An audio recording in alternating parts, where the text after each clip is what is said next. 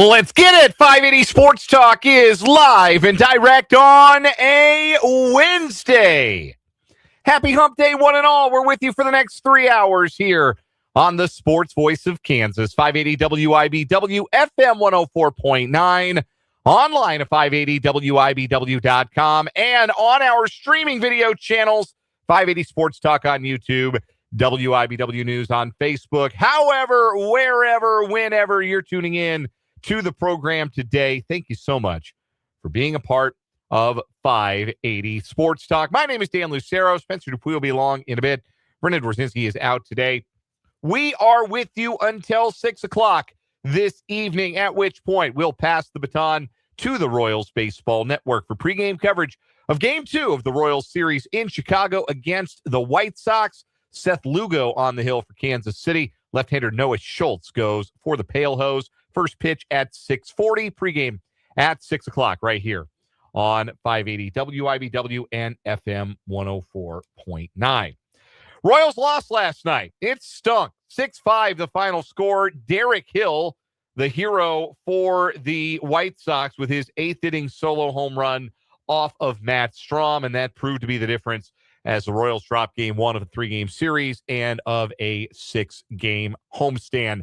And it continues a trend against Central Division foes early this season that can really only be addressed by the Royals firming up the two things that have been, to this point, their biggest weaknesses.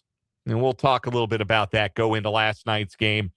Frustrating affair, because it was there to be won. It was 2-0 Royals lead before Stephen Kolek could even take the mound. It was a tied game at 5, and the Royals were putting together a rally in the 7th that didn't come to fruition, and then one swing of the bat from Derek Hill won the ball game for the White Sox. We'll recap it. Also, we'll talk a little bit more. It was very funny, I have to admit. I couldn't do anything but laugh when Salvador Perez's first at-bat last night was a home run. After all of the hand-wringing we did over Salvador Perez's slow start, and should the Royals move him down in the order? Should they think about not hitting him cleanup? Is he maybe just having father time win the race at age 36? And then he goes out and homers in his first at-bat after we spent a whole 20 minutes talking about it on the show. Very funny bit. Like, honest to goodness. I saw it and I laughed. That was his only one of 2 hits on the night for Perez. He was the final out of the game as well. But even the home run goes hand in hand with the injury report for Salvador Perez. And it caused me to go back and do a little digging, and I found the one number that proves that either Salvador Perez is past it or the injuries are hurting him more than anyone is letting on. And honestly, I think it's the latter. I think it is the latter for Salvador Perez. And I'll tell you what number that is when we get around to it. We'll also, of course, preview Game 2 of the series coming up later on tonight.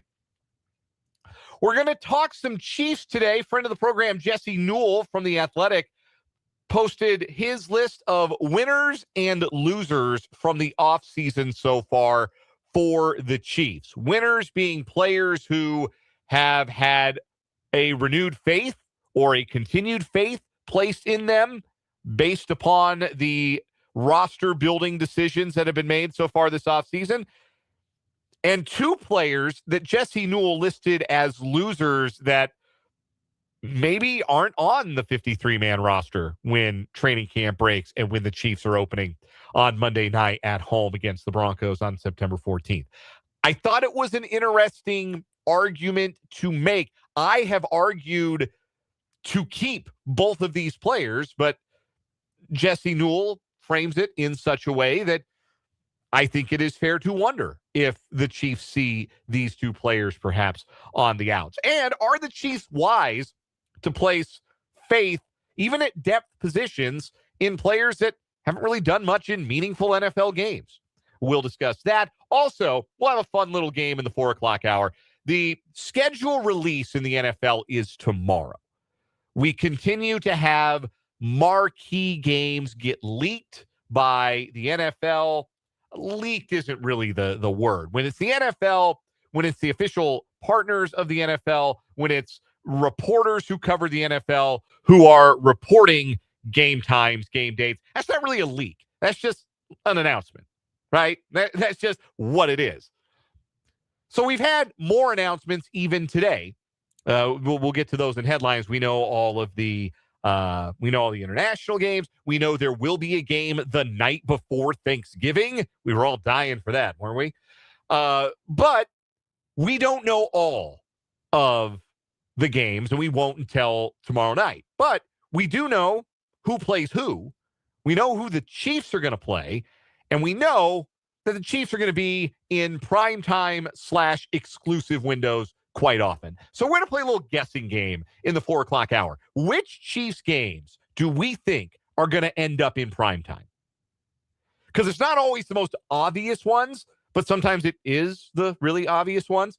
I'm going to make my best guess. We'll see how right I am. And of course, the way this news tends to filter out, there'll probably be a game that gets announced within the next hour that moots part of the discussion. But we'll have a little fun with that in the 4 o'clock hour. We'll guess the primetime games or the exclusive window games, if you'd rather, because there is a distinction for the Kansas City Chiefs. We've also got a guest lined up today. It's the great Tim Fitzgerald from GoPowerCat.com, part of the 24/7 Sports Network. It's the Wildcat Wrap-Up, sponsored by Tallgrass Windows and Doors.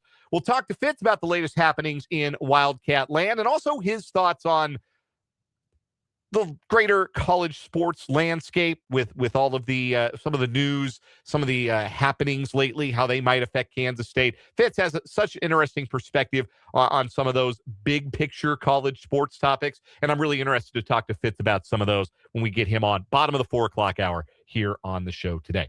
Plus, we'll have our typical Wednesday shenanigans for you. We'll have One Gotta Go. We'll have 580 Sports Talk headlines, including a playoff roundup. We got What Is Wrong With You coming up as well. And of course, your interaction with the program today. We want to hear from you. The text line is open, 785-272-9429. That is 785-272-9429. You can also interact in the live chat on our YouTube stream. We are streaming live on our YouTube channel, 580 Sports Talk. Go subscribe to the channel if you have yet to do so. It doesn't cost you anything but a click, and you'll get us one step closer to 1,000 subscribers. We're going to get there by this summer. I can feel it. We're 43 away. Get us one step closer today if you haven't yet subscribed to 580 Sports Talk on YouTube.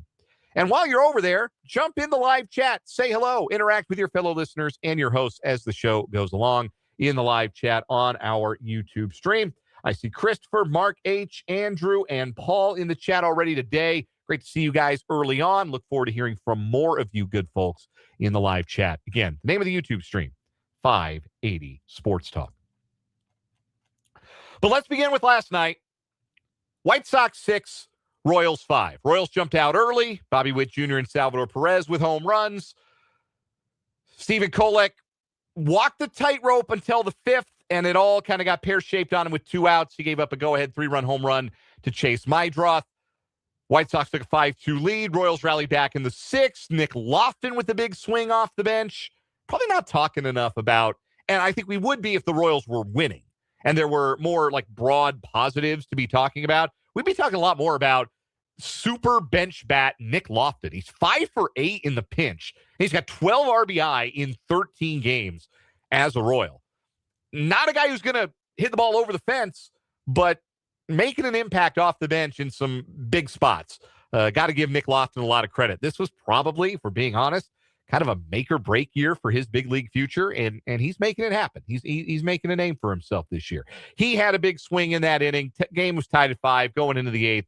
Matt Strahm with 2 outs hangs a slider to Derek Hill, who hits it out of the park. You see that the White Sox doing what the Royals do, what the Tigers do, what more and more teams are doing. Really, the Guardians do it a lot as well. Pretty strict platooning. Maybe strict isn't the right word for it, but you see against the lefty reliever, the parade of right-handed bats. And against the right-handed reliever, the parade of left-handed bats. So if you're a righty that can't get lefties or you're a lefty that can't get righties, you are more and more becoming obsolete as a relief pitcher in baseball. And Matt Strahm in his career has done fine against lefties and righties. but he gave up his third home run of the season in just 15 innings, which that's not good. And it lost the game, which was even worse. 6-5, the final score. It is becoming more apparent by the day as this season goes along. And again, we're still so early in this. We're 42 games in to a 162 game season. We're what is the math on that? About a quarter of the way through the season. One quarter. So much left to be decided. So many chapters still to be explored in the book of the 2026 baseball season. But the further we go along, and day to day, it feels more and more like there just isn't that much between the top of the American League Central and the bottom. And obviously that's reflected in the standings right now, where 3 teams are tied for last at 3 games behind Cleveland, who is enjoying getting to kick around the Angels, and I think has already beaten the Angels today. They were up in the late innings last I checked. I don't know why they were playing so early. And they did win 4-2. Must have been getaway day there. But entering today, everybody is within 3 games of each other. And again, only Cleveland has a winning record. So what the standings would suggest, and what the run of play we've seen so far would suggest, is that there is no alpha dog team in this division. And there's also no real weakling. There's nobody like the 2024 White Sox. Everybody's going to kick sand in their face. Everybody's pretty tightly bunched together. There's not much separating the best roster and the worst roster. And if you ask 10 different people, you might get 10 different answers as to who's got the best roster, who's got the worst. And I'm starting to suspect that might be what it is all season. Sure, the Tigers are probably the team likeliest to break away from the pack once they get everybody healthy. And it sure sounds like they're going to get Tarek Skubal back a lot sooner than most people thought. That'll be huge for them. Still think the Royals have the kind of high-end talent that it could come together for them over the long haul of 162 games. I still kind of suspect the Twins aren't real good and won't hold up through 162 games, and will be more likely to trade players at the deadline anyway and take a step back in August and September, because that's what they did last year. But right now, it looks like it is tightly bunched in the American League Central. And when that is the case, in a division, in a league, in any set of circumstances, the difference comes down to the margins. And the margins in baseball are best represented in one-run games. One-run games, sometimes it's one hanging slider that decides a game. It's one pitch in the wrong spot. It's one ground ball with eyes. It's Jack Caglione's 115-mile-an-hour line drive with runners on the corners in the third, hanging up long enough and being right at the right fielder instead of being 3 steps to either direction, where it probably gets down for at least a single, if not extra bases, to keep that inning alive and to expand the Royals' lead. Those one-run games turn so often on one thing, one play. Sometimes it's luck, frankly. Sometimes it is execution. But those are the fine margins that look like they are going to decide the American League Central in 2026. And right now, the Royals are on the wrong side of those margins against their Central peers, most notably. So the Royals this year are 4-6 in one-run games. 4-6. But against the American League Central, they are 1-6 in one-run games. The walk-off loss at Cleveland, 2-1, back on April 7th. The 6-5 home loss to the White Sox on that Sunday, April 12th.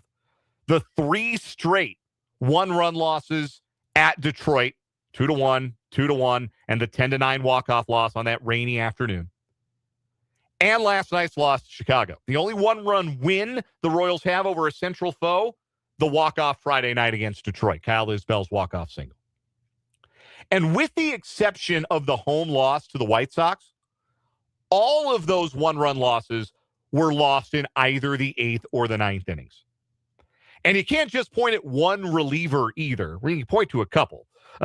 But it's been kind of a mixed bag of guys who have been responsible for allowing the go-ahead runs. in the walk-off loss at Cleveland. That was John Schreiber in the ninth. It was Mears and Schreiber combining to blow the 5-4 lead and lose that game 6-5 to the White Sox. Mears walked in the tying run, and Schreiber wild pitched in the go-ahead run. That was in the seventh inning, not the eighth. Sixth and seventh, not the eighth. It was Mears who blew the first 2-1 loss in Detroit. It was Eli Morgan, who's down at AAA Omaha, who gave up the home run to Salvador Perez in the second 2-1 loss. It was Urseg, who couldn't get the last strike he needed for the Royals to pull off that getaway day game in Detroit. And last night, it was Matt Strahm. So the generally accepted theory on one-run games in baseball, and the bigger you make the sample size, the more the numbers back this up. It's not dissimilar to the theory in football. And I know you're all familiar with the discourse around close games, one-score games in football, because we engaged in a lot of that discourse over the course of the 2024 and 2025 NFL seasons, when the Chiefs in 2024 could not lose a one-score game, no matter how hard at times it seemed that they would try.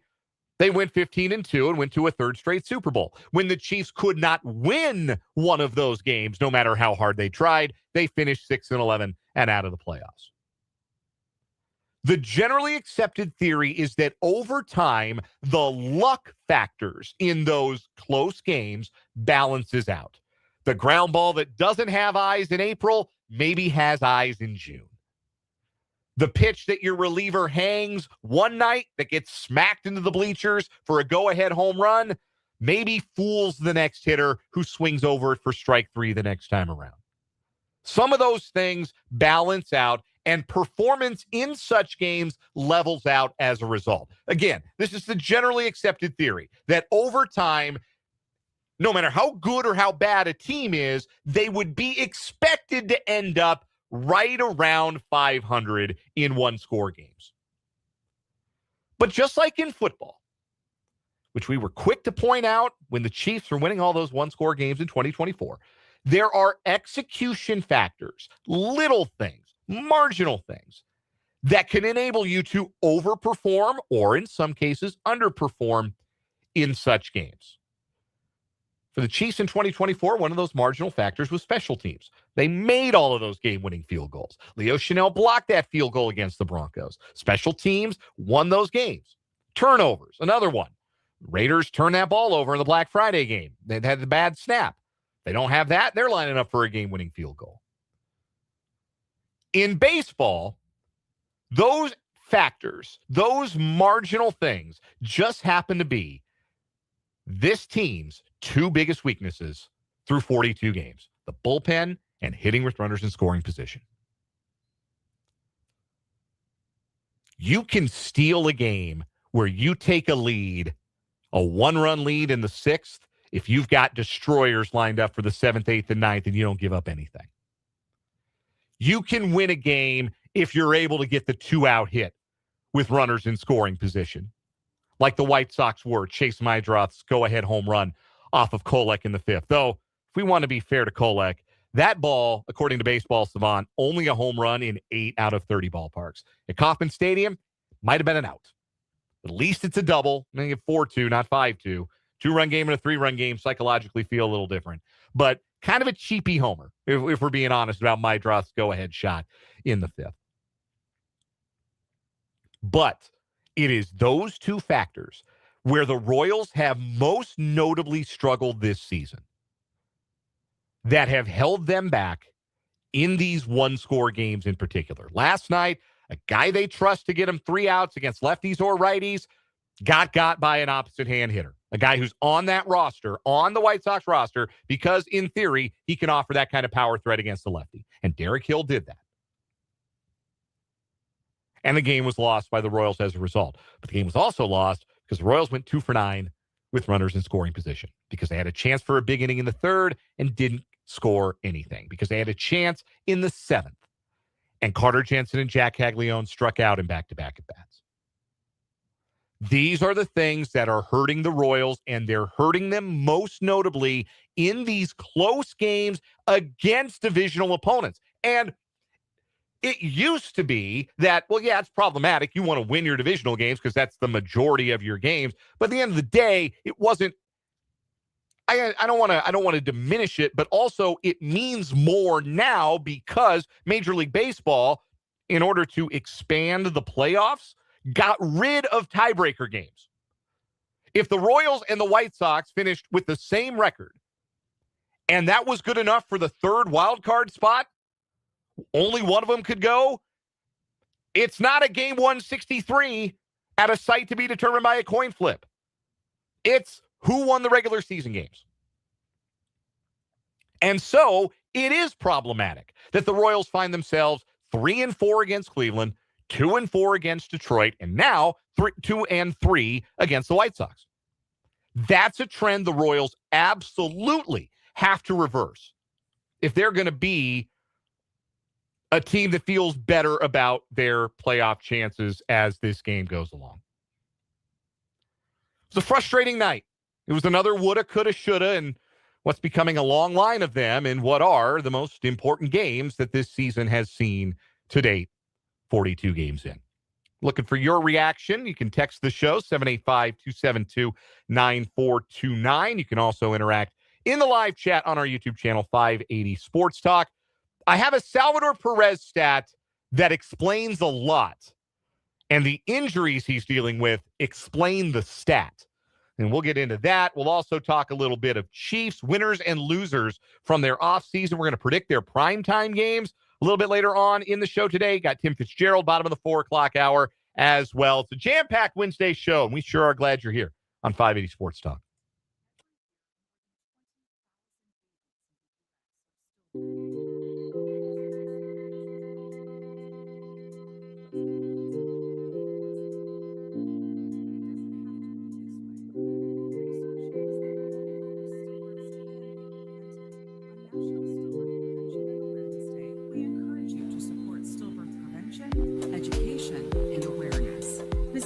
healthybirthday.org to learn more. Ryan Reynolds here from Newell. I don't know if you knew this, but anyone can get the same premium wireless for $15 a month plan I've been enjoying. It's not just for celebrities, so do like I do and have one of your assistants switch you to Mint Mobile today. Visit mintmobile.com/radio. Upfront payment of $45 for 3-month plan equivalent to $15 per month required. Intro rate first 3 months only, then full price plan options available. Taxes and fees extra. People terms at mintmobile.com. Did you know about 1 in 3 people with psoriasis may also develop psoriatic arthritis, which causes joint pain, stiffness, and swelling? Does this sound like you? Listen to what it sounds like to be a million miles away. Tremfya, guselkumab, taken by injection, is a prescription medicine for adults with moderate to severe plaque psoriasis who may benefit from taking injections or pills or phototherapy, and for adults with active psoriatic arthritis. Serious allergic reactions and increased risk of infections and liver problems may occur. Before treatment, your doctor should check you for infections and tuberculosis. Tell your doctor if you have an infection, flu-like symptoms, or if you need a vaccine.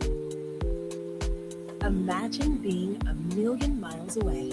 Explore what's possible. Ask your doctor about Tremfya. Visit tremfya.com or call 1-800-526-7736. WIBW Topeka.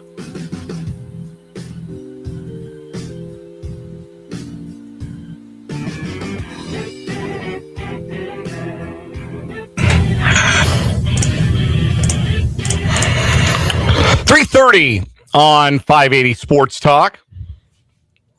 My name is Dan Lucero. Sure, I'm glad to be with you. Some thoughts about last night's game from you listeners. First text from the 785.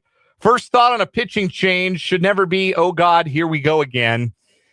Yet here we are. Like, I didn't have that thought when Strom came in last night, but that's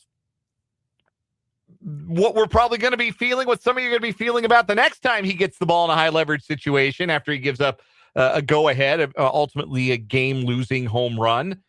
That's been the big bugaboo so far this season for Strom. He's had some decent strikeout-to-walk numbers. Command has been fine, but can't give up nearly 2 home runs per 9 innings pitched. and be real trustworthy in one-run games or tied games. 3 home runs in 15 and 2/3 innings. That's not going to cut it. Even if all the other numbers for Strahm look pretty good. Got to keep the ball in the ballpark. And I said Meidroth's home run off of Kolek was a wall scraper last night. Derek Hill's was not. That would have been a home run in every ballpark in the major leagues. Maybe not Yellowstone, but it would have been out of pretty much every other park, including all 30 in the major leagues. From the YouTube chat, Christopher, let's be honest. Last night's game was lost when they had 2 on, nobody out in the 3rd and the 7th, and didn't score either time. Yeah, in the 3rd, buzzard's luck for Jack Caglione, right? He hits a 115-mile-an-hour line drive, and it's right at Jared Kelenic in right field. Just nothing you can really do better in that at bat if you're Jack Caglione. The result is ideal. You hit the ball on the screws, and he didn't, it's right at somebody. But it's a hang with them, right? Even in the moment, it feels like, dang, that's a missed opportunity. But hey, still up 2-0. Fetty's clearly got nothing. Royals will get to him. Royals got more runs to score, and ultimately they did. But then game tied in the 7th, first 2 reach. Jensen strikes out. Caglione strikes out. And the threat goes by the wayside. It's notable that Cags has really, really struggled with runners in scoring position. And while everyone, including Caglione himself, has talked about an improved approach, a more relaxed overall approach where he's pressing less. There's even a whole piece of Ahe Gregorian has a column today in the Kansas City Star with George Brett is quoted in the article. He's a big fan of Caglione and talking about how he notices that the kid's not pressing as much as he was last year. And I think that's generally true, except in those runners in scoring position spots. That's where it seems like Jack is squeezing the bat to Ash. And Jensen, yeah, right now, book's out on Jensen, right? Breaking balls in the dirt, fastballs above the hands. And Jensen's got a good enough batting eye. He's not going to get beaten on that all the time, but that is how you beat him. And that's how you got beat there in the 7th. So that was the spot, the 7th, where you get the young guys coming up. You got a big opportunity, and they let it go by the wayside. That's a tough one. Andrew makes a good point. Also in the live chat, Strahm and Lynch have been consistent enough to trust them. Asking the bullpen to be perfect every outing in 1-run games over 162 is a lot to ask. And it is. It's why most teams don't win 80% of their 1-run games. You get into that bullpen parlay, right? And somebody's going to make a mistake. Somebody's not going to have it.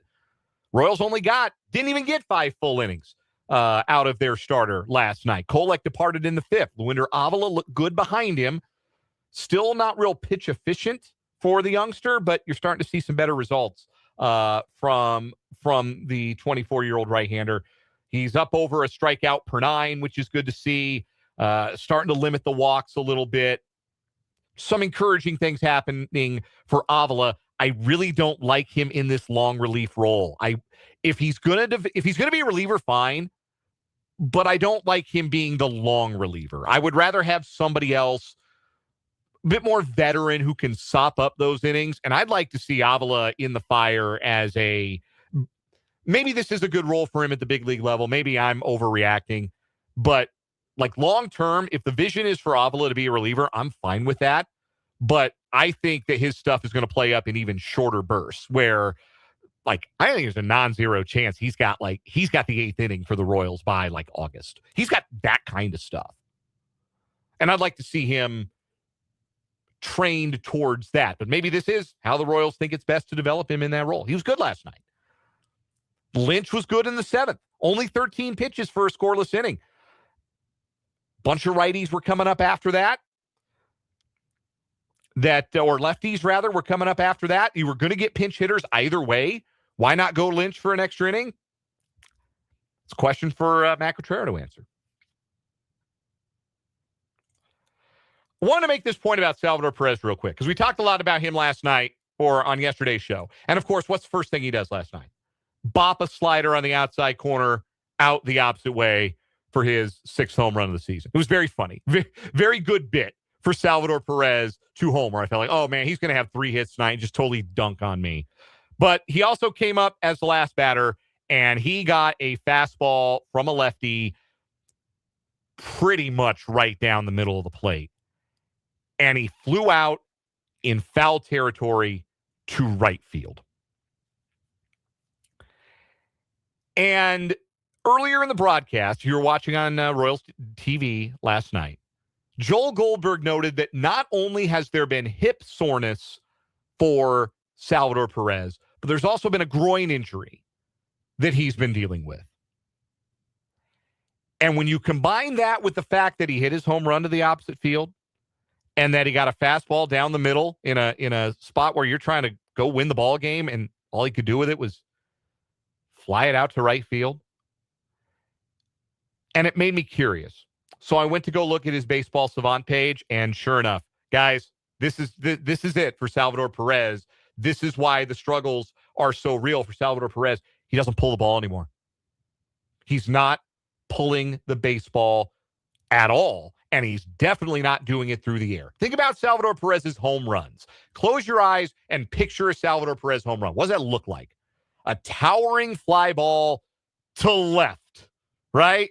Or left center. Salvy's not doing a whole lot of opposite field home runs, right? Not really his game over the course of his career. Not really most guys' game, but Sal's a pull hitter.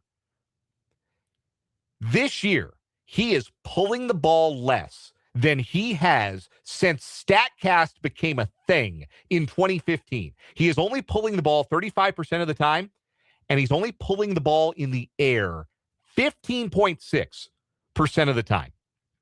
To give you an idea, his career rate of pulled fly balls or pulled balls in the air, so this includes line drives and pop-ups, pulled balls in the air for Salvador Perez, his career rate is just shy of 24%. And over the last 2 years, his rate of pulled balls in the air is close to 27%. So he's been one of the most frequent hitters in baseball to pull the ball in the air when he hits it. This year, he's at under 16% of the time pulling the ball in the air. And look, when you tell me he's got a hip and a groin problem, makes all the sense in the world. You stand there and you try to torque your lower half with a bad hip and a bulky groin. Tell me how hard you can torque that lower half. This isn't 580 Sports Talk After Dark. These are actual sports terms I'm trying to use with you. Get your minds out of the gutter, listeners. But in all seriousness, like try and turn and fire that lower half like you're swinging a baseball bat, or for those of you who swing a golf club, like activate that lower half. That's what you have to do to hit the ball with authority to your pull side. And if you can't do it, and then you're just trying to kind of flip everything up the middle into the opposite field. Like, look, Salvi hit the home run last night. It was a 94-mile-an-hour sinker. It was up. It was out over the plate. He got extended. He muscled it out of the park. He can do that because he's strong. He's big and he's strong, and he can do that. But that's not going to be how he hits 30 home runs and drives in 100 runs again. His strength is pulling the ball, getting extended, and using that strength to the pull side, and he's never done it less in his whole career than he's doing it this season. And it's down to, I have to imagine, the injury. And if he feels good enough to play, hard guy to take out of the lineup. I mean, he threw a fit when his manager said he needed a mental breather. Can you imagine if his manager went to him and said, hey, you need to sit 10 games? You need an IL stint? You might need a rehab stint?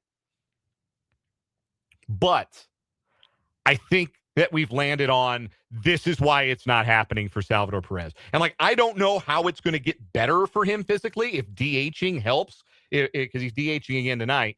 If those are half days off that help him, he's able to put in more work in rehabbing while remaining in the lineup. But until he's comfortable, physically comfortable, I don't think he's going to be the hitter the Royals need him to be. Because he's not going to be able to be the hitter that he's been. We'll take a break here on 580 Sports Talk. When we come back, we'll pivot to football. Our friend Jesse Newell of The Athletic had an interesting thought about a couple of players who might be on the fringes of the 53-man roster for the Chiefs after the offseason moves that the club has made. We'll talk about them next on 580 Sports Talk.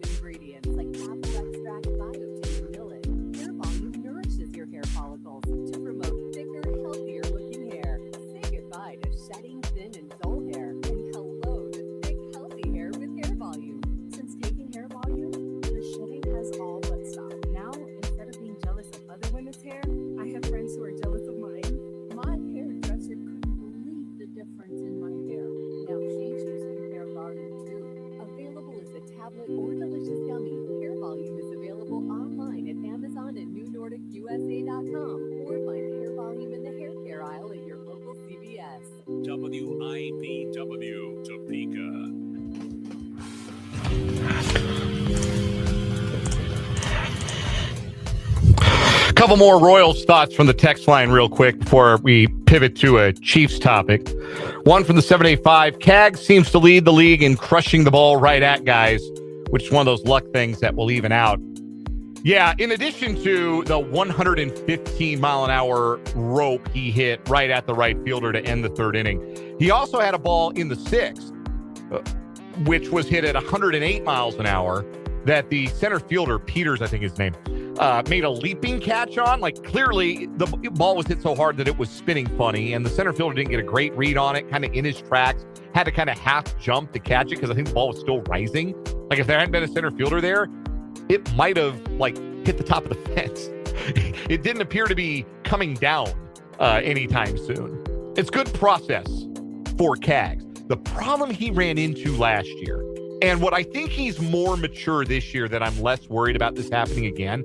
But last year, that was the story for Cags real early on, that everything he hit hard was right at somebody.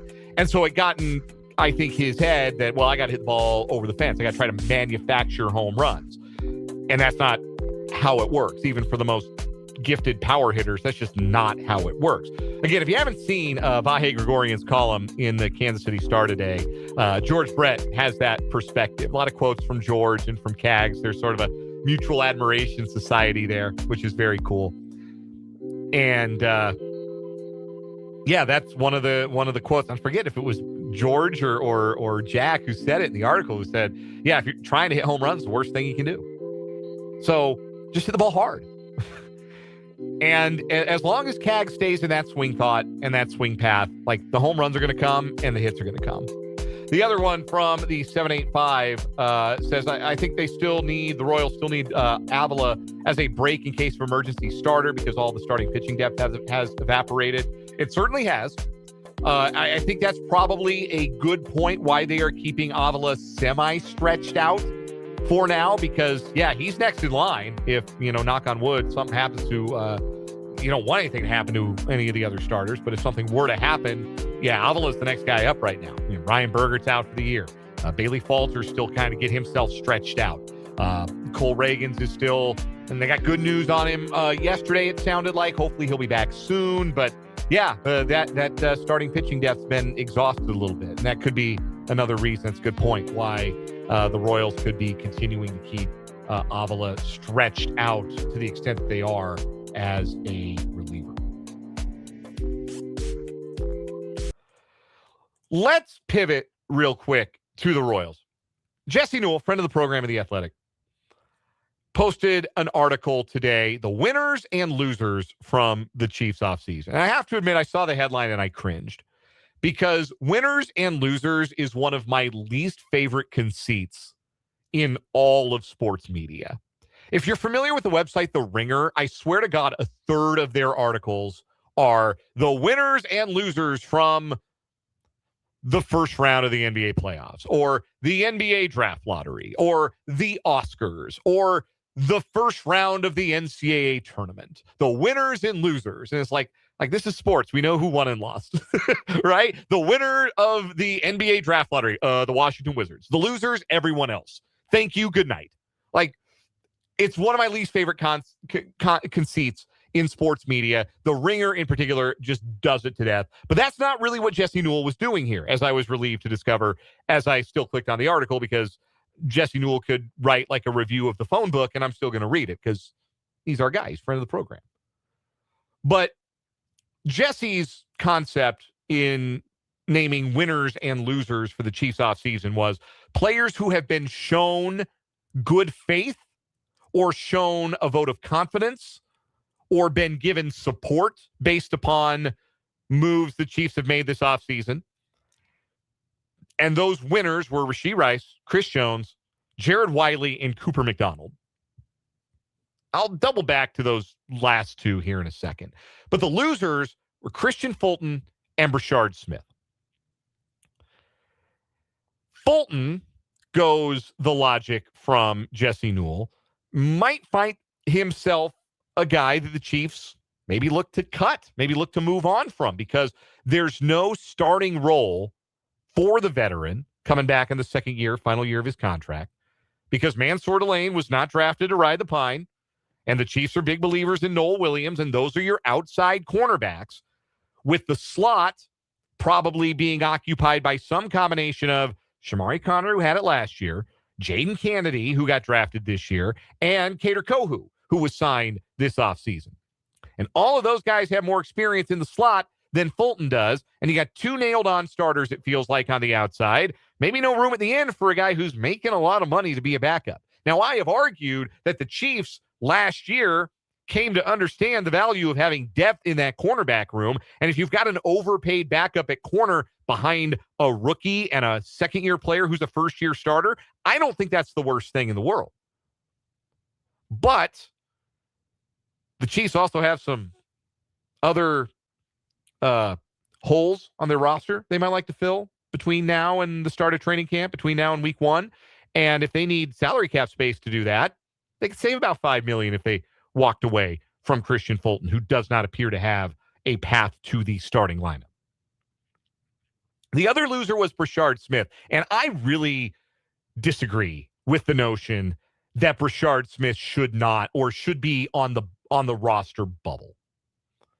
Obviously, rookie year wasn't that impressive. We sat here all last year. Man, Chiefs got to get him involved. He's got some real skill. Why aren't they going to get him involved? Why can't they get him? Why can't they come and throw him some screen passes? Why can't they give him some manufactured touches?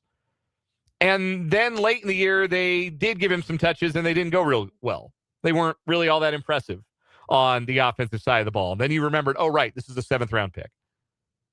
Chiefs have obviously overhauled their running back room. Kenneth Walker the third is in. Amari DiMercato, who's no superstar, but like an established NFL level backup, like running back number 2. He's in the room. Emmett Johnson was a 5th-round pick. That's more draft capital than a 7th-rounder, obviously. In Department of the Captain Obvious department there. Chiefs could still re-sign Kareem Hunt for their short yardage back. And that, if they did that, which Jesse Newell says is still a possibility, are they going to really carry 5 running backs? Here's my argument. Number one, you don't need to re-sign 30-year-old Kareem Hunt to run the ball on 3rd and 1. You got an awesome offensive line to make the hole for anybody to run on 3rd and 1. I'm not really fussed about whether Kareem Hunt is back or not. Number 2, I think it's obvious Brashard Smith is the best return man on the Chiefs roster. Like, to the point where I don't even think it's close. I know they brought back Nico Remigio, like signed him to a contract and everything, not just like a camp invite or, oh, he's on the 90. Like, they brought him back. They gave him a little bit of money. I don't know why. Smith was the return guy late in the year, and the best moments the Chiefs had in the return game were late in the year when it was Brashard Smith returning kicks and punts. He would be my choice to win that job. Now, that might be his only route to playing time in 2026. I think that's entirely possible.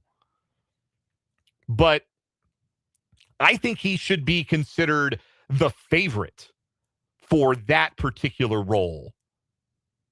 And to the point where I am considering him, like right now, if I'm making a 53-man roster projection, he's on it. And maybe not for his prowess running the football or catching the football, which is disappointing considering how much time we spent last year agitating for more Brashard Smith touches. Yeah, we got him. They kind of stunk. But not in the return game. I think he adds more than Nico Remigio does.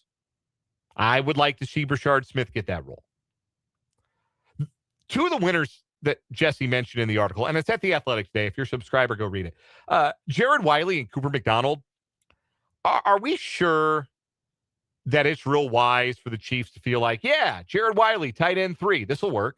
Cooper McDonald, linebacker number 3, undrafted free agent, most of last year on the practice squad. Only games he played in didn't mean anything.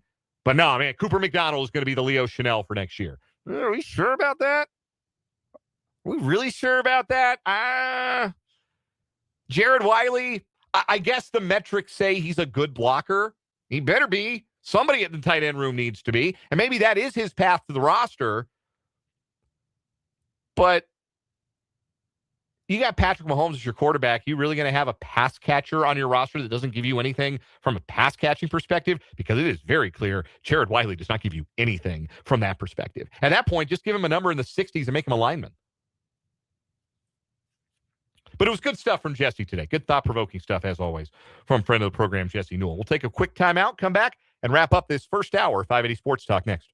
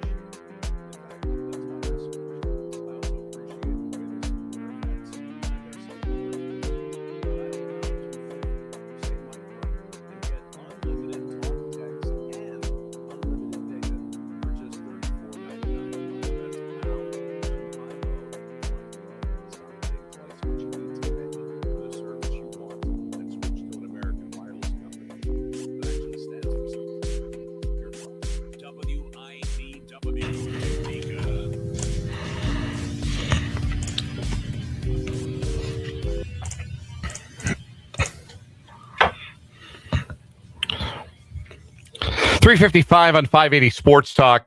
In the live chat on our YouTube channel, 580 Sports Talk, Andrew argues that Brashard Smith hasn't gotten a fair shake yet. Says he was a wide receiver 3 years in college, only 1 year running back experience in college, and now the Chiefs aren't even giving him a chance. I think that Brashard Smith does deserve a chance, more than a chance. I think he should be the return guy next year. He averaged, and granted, small sample size, but he was almost 4 yards per return better than Remigio on punts, and he was a full yard per return better than Remigio on kicks. I think that's his role. And if he's that and he's running back number 4, that's fine. But as far as a chance on offense, he got 44 carries and he averaged 3.4 yards per carry. And if your whole thing is supposed to be speed and burst, and you average 3.4 yards per carry, running back may not be for you. So I am not bashing Brashard Smith. I am thinking that if the Chiefs don't see him as their return man, number one, they're wrong. And number two, his roster spot probably is in some jeopardy. But I think he should be considered the lead dog and the return man. Like, I just think he's a lot better, a lot more. Like, that's where you see the burst and some of that explosion is in the return game. And, the Nico Remigio on punts just never moved the needle for me. Brashard Smith on punts and kicks, I'm good with that. I really think that's the way forward that the Chiefs should pursue. And that's how the second-year, seventh-round pick would stay on the roster. Coming up at the 4 o'clock hour, we're going to play a little game. We know the Chiefs' schedule. We know they have one primetime game so far, already confirmed. Week 1, Monday night. What other games are going to get the primetime spotlight for the Kansas City Chiefs? Plus, we'll have a round of What Is Wrong With You, and Tim Fitzgerald from GoPowerCat.com will join us for the Wildcat Wrap-Up on 580 Sports Talk.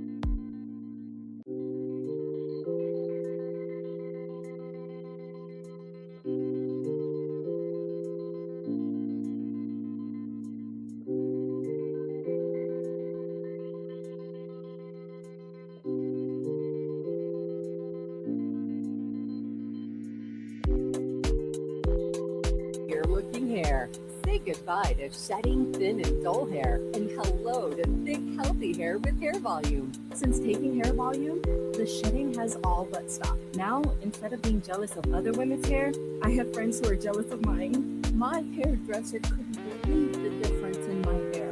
Now she's using Hair Volume too. Available as a tablet or delicious gummy, Hair Volume is available online at Amazon and NewNordicUSA.com, or find Hair Volume in the hair care aisle at your local CVS. Get $1,000 in free survival gear for a limited time. You heard that right. Right now, when you order the powerful Grid Doctor 3300 solar generator from MyPatriotSupply.com, we'll send you over $1,000 in life-saving preparedness supplies, including a 4-week survival food kit, water filtration system, an off-grid cook stove, and much more, absolutely free. This offer won't last long, so get your generator and free survival gear now at MyPatriotSupply.com. That's MyPatriotSupply.com. Here's your updated WIBW forecast from the Certified Transmission Weather Center. Daytime high approaching 80 this afternoon, under clear skies and northeast wind, 5 to 10 miles an hour. Clear skies again tonight, 55. Slight chance of thunderstorms tomorrow. High temperature reach up to 83. A blend of clouds and sun. Clear Friday with a high of 94. 90 chance for storms Saturday. I'm staff meteorologist Ray Miller. Currently, it's 80 degrees. On air and online at 580WIBW.com.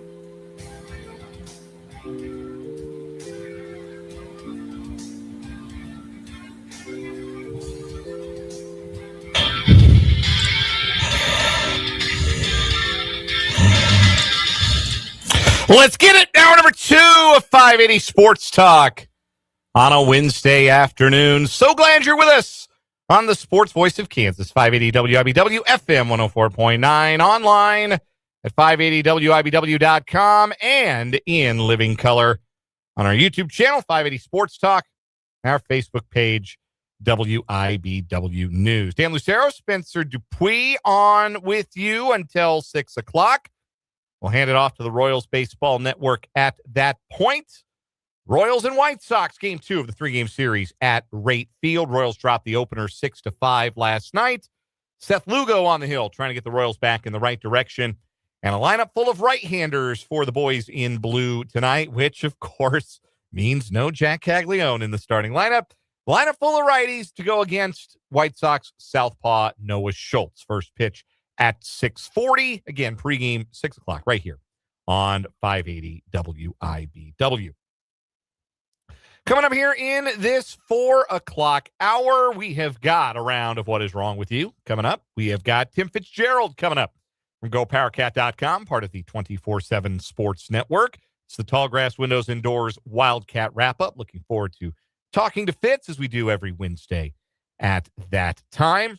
Also got a full slate of sports headlines and a playoff roundup. We'll play One Gotta Go in the 5 o'clock hour. Lots more to come on the program today, so we're glad that you are here. And we want to hear from you throughout the show today. We want you to play along with what we're going to do here at the top of the 4 o'clock hour. We're going to try and guess the prime time or the standalone games, if you will, for the Kansas City Chiefs. We're going to try and guess them. So play along with us, or send us your thoughts, send us your questions, or just, if you're in the live chat on YouTube, just have a good time with your pals in the 580 Sports Talk community. You can interact in the chat on our live stream on YouTube. 580 Sports Talk is the name of the channel. Go subscribe if you have not done so. Hit that subscribe button on 580 Sports Talk on YouTube. Jump in that live chat, interact with your fellow listeners and your host. You can also text the program. 785-272-9429 is the number. That is 785-272-9429. So here are the rules in the NFL.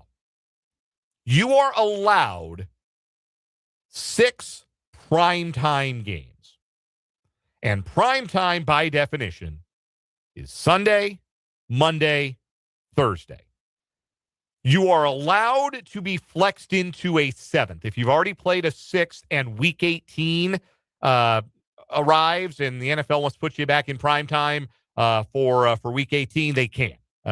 They can break their rule and then give you a 7th primetime game.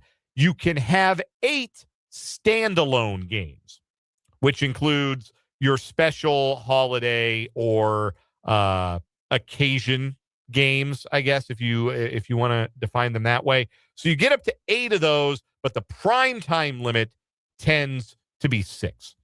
Last year, the Chiefs got 8 standalone games. There was the game in Rio, week 1, against the Chargers. Sunday Night Football, week 3, at the Giants. Monday Night Football, week 5, at Jacksonville. Sunday Night Football, week 6, against the Lions. Monday Night Football, week 8, against the Commanders. Sunday Night Football, week 14, against the Texans. Thanksgiving against the Cowboys. Christmas against the Broncos. So that's 5 primetime games.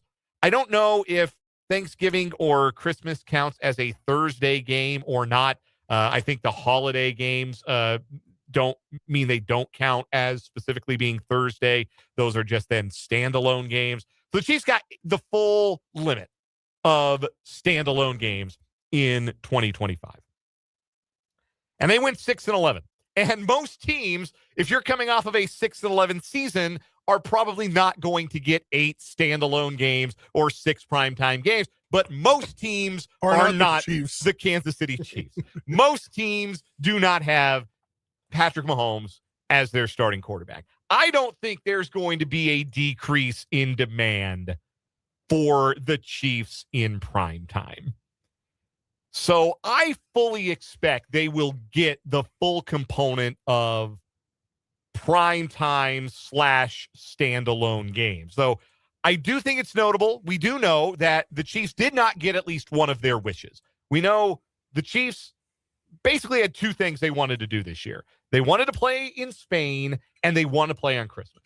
We don't know the Christmas games yet. Well, honest to God, would it surprise me if we found that out like while we're talking right now? We'll probably find it out before we go on the air tomorrow. Is that 3?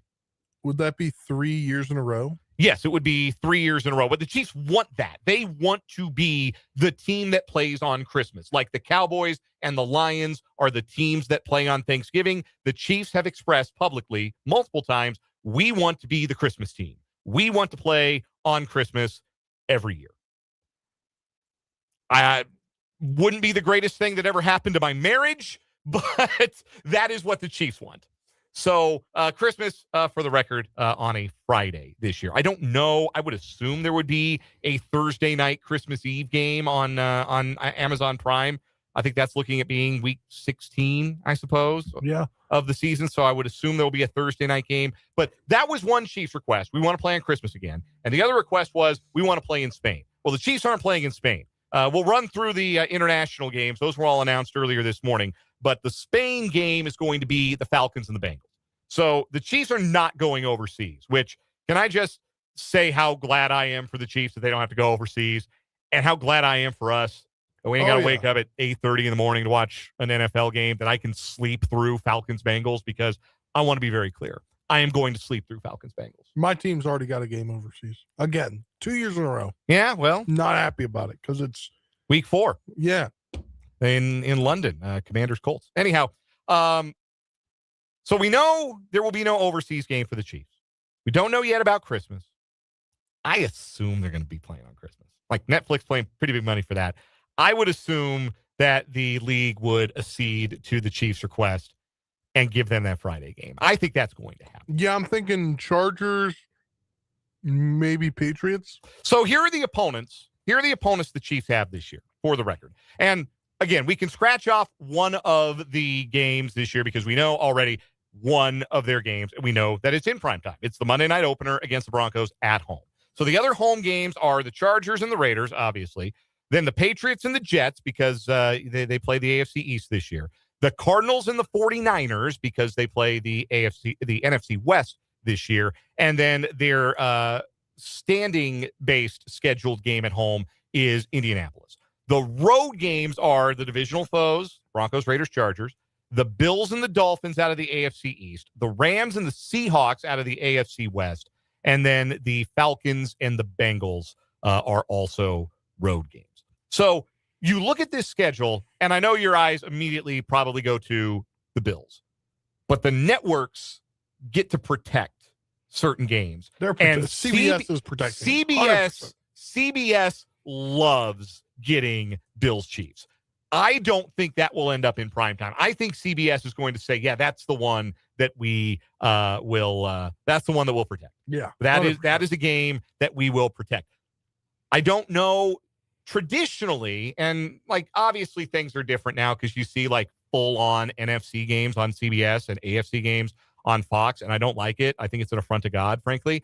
But traditionally it was if there was an interconference game that the away team would dictate which network had it. So traditionally speaking, Seahawks Chiefs at Arrowhead would be a Fox game. Traditionally. Yeah. Would Fox want to protect Mahomes against the defending champs? I think they might. I think there's a chance that game gets protected and held out of primetime because we have precedent for this, that last year Fox protected Chiefs-Eagles. They protected the Super Bowl rematch. And they also, CBS protected Chiefs-Bills. So I think those two games are not going to be primetime. That is, I don't have insider info here. I'm not leaking the schedule here. But my prediction is that the Bills and the Seahawks will not be primetime games. Will not be primetime games. Or actually, let me correct that. That game would be in Seattle. That game's in Seattle. So maybe if that's a CBS game and they can only choose one, maybe that does open up Seattle to be the Seattle game to be a national TV game. So let me rethink that one.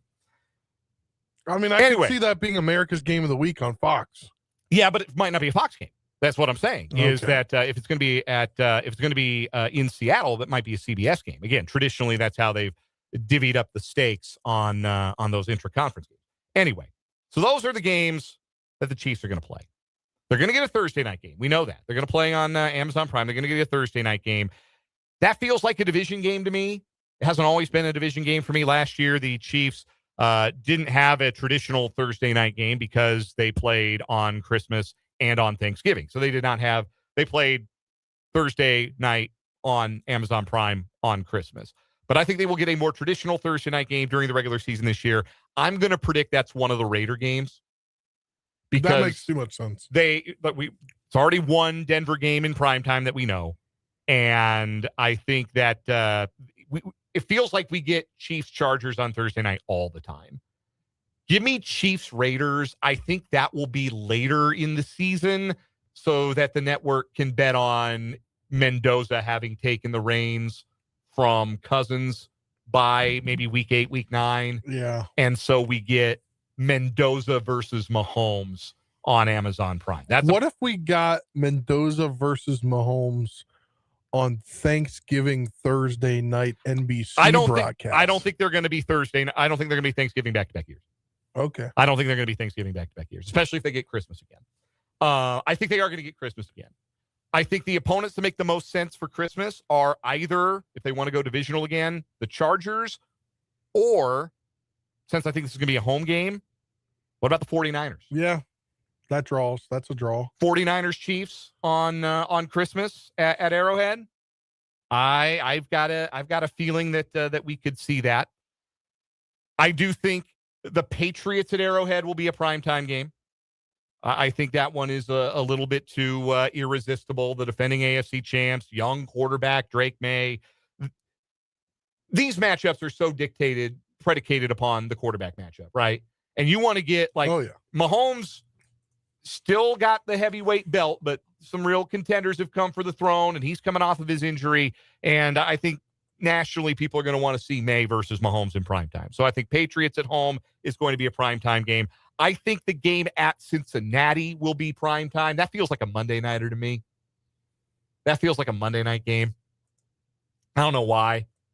Chiefs got on Monday Night Football twice in the first 8 weeks last season. So I think they get on Monday night again after week 1. Cincinnati and Kansas City feels like a Monday nighter to me. One of the Charger games I think ends up in primetime, probably a Sunday night game.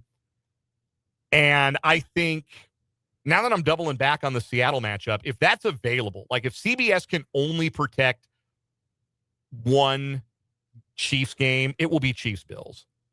And that would, in theory, leave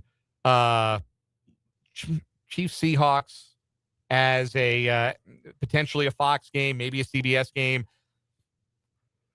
I'll go ahead and predict that one ends up in primetime too. So my list of games that I think are going to end up in the primetime windows, I think they're going to be 6.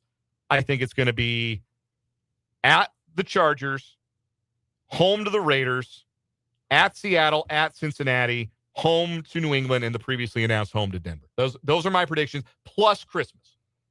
So 7 solo window games, standalone games. Doesn't look like international's happening. Thanksgiving Eve isn't happening. I got some thoughts on that coming up in headlines. Yeah, me too. Thanksgiving Eve isn't happening. I don't think Black Friday is happening, although the Chiefs, there was a brief window where Clark Hunt was like, yeah, we love to play Black Friday every year. And the league was like, yeah, we're going to rotate that game.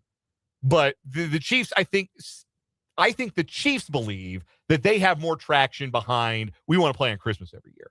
Like, I think they feel like that's something the league is more amenable to, at least for the short term, at least in the Mahomes era. They're gonna make the Christmas Day game something of a tradition in Kansas City, and I think they get a Christmas game. So those are my thoughts. Am I missing one you think that might that feels like a primetime game to you, Spencer? Look, I don't know how it should. I just have this weird feeling, like I just said about Thanksgiving night on NBC. Something about the 49ers and the Chiefs on NBC, it's just giving me this sounds so weird. I'm getting like a premonition that it's going to happen.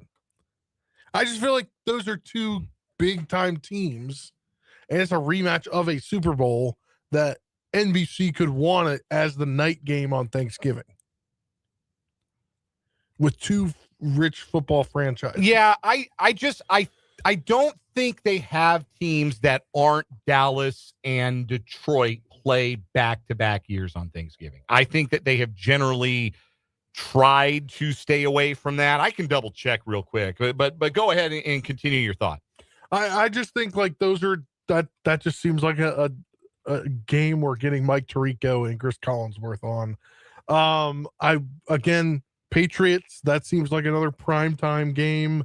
Away, like you said, Raiders in Vegas late in the season, that to me is another primetime game.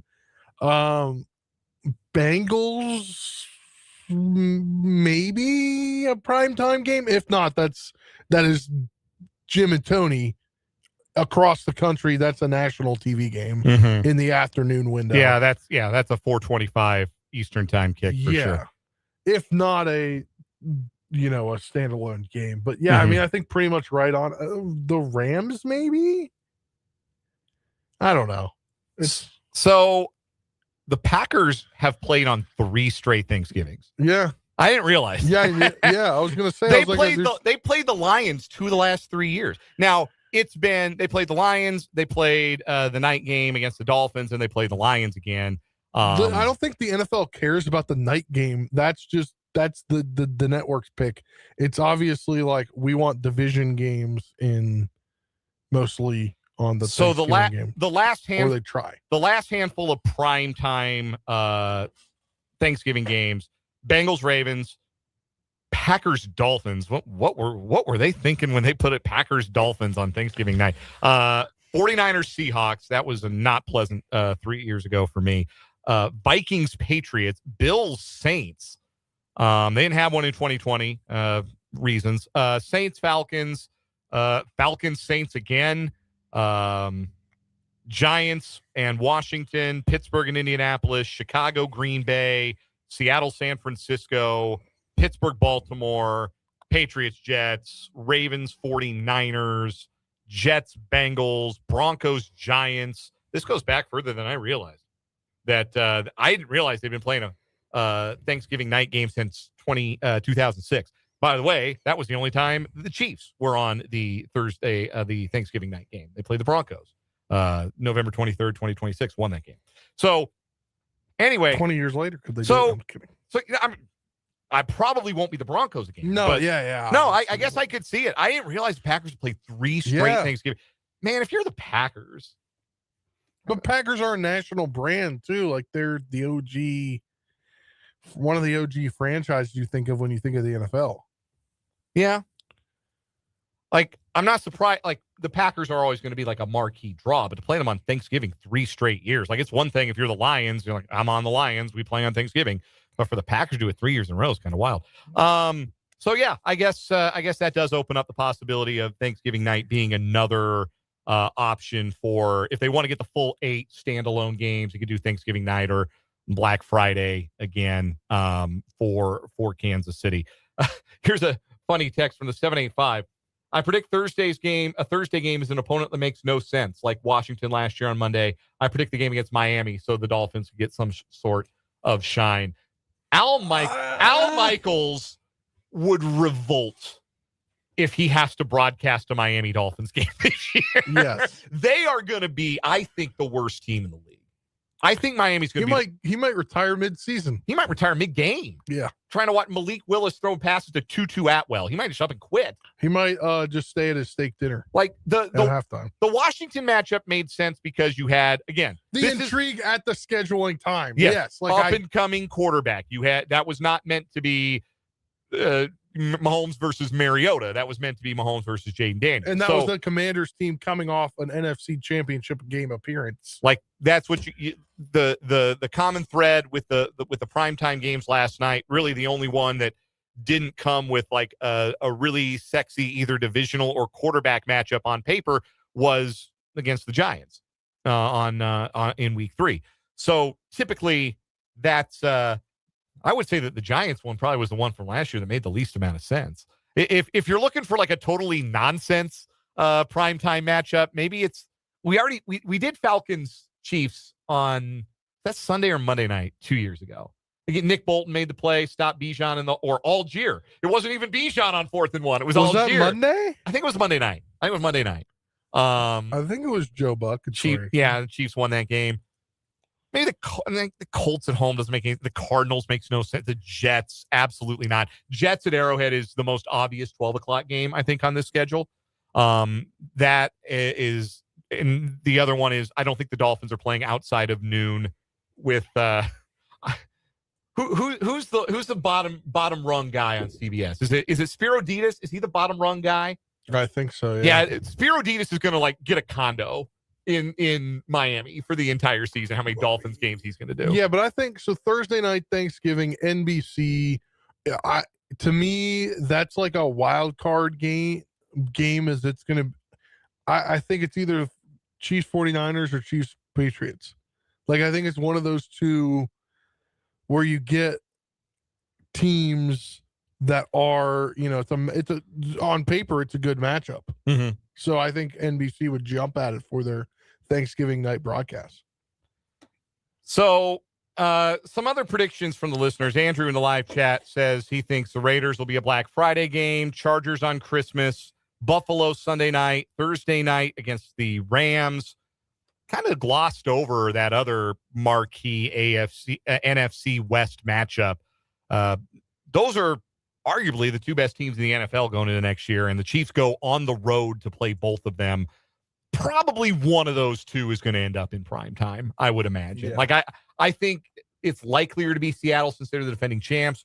Like I said, I don't think we still don't know who Seattle's going to play on opening night yet. I don't think. Well, it can't be the Chiefs. Yeah, it can't be the Chiefs. I never thought it was going to be the Chiefs, frankly. No, but a lot of people did for some reason. Yeah. I never thought that. Kay Adams was all in on it. Like, it's a nice idea, I suppose, but I never really felt like that was going to happen. And then suggested Monday night against Seattle.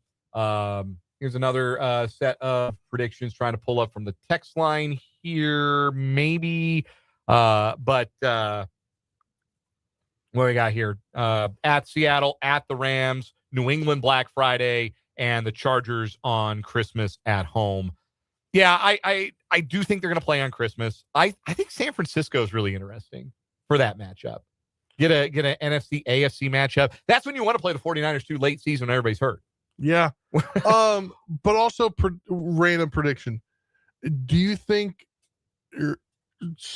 does being on Prime solidify a Thursday night spot? Like, if they played the Black Friday game but then didn't play on a Thursday night again, except for like a special whatever Christmas is Christmas on a Friday or Christmas is a Friday this year. Okay, Yeah. so if they played, so if they get Christmas on Netflix, so Netflix gets yes, them, and they then get Black Friday on Prime, then maybe they don't play another, or maybe they don't play another Thursday night game. They played Black Friday in 2024, right? Yeah. That was against the Raiders. They did not have another Thursday night game that year. That so was the only other Thursday. I'd almost rather that.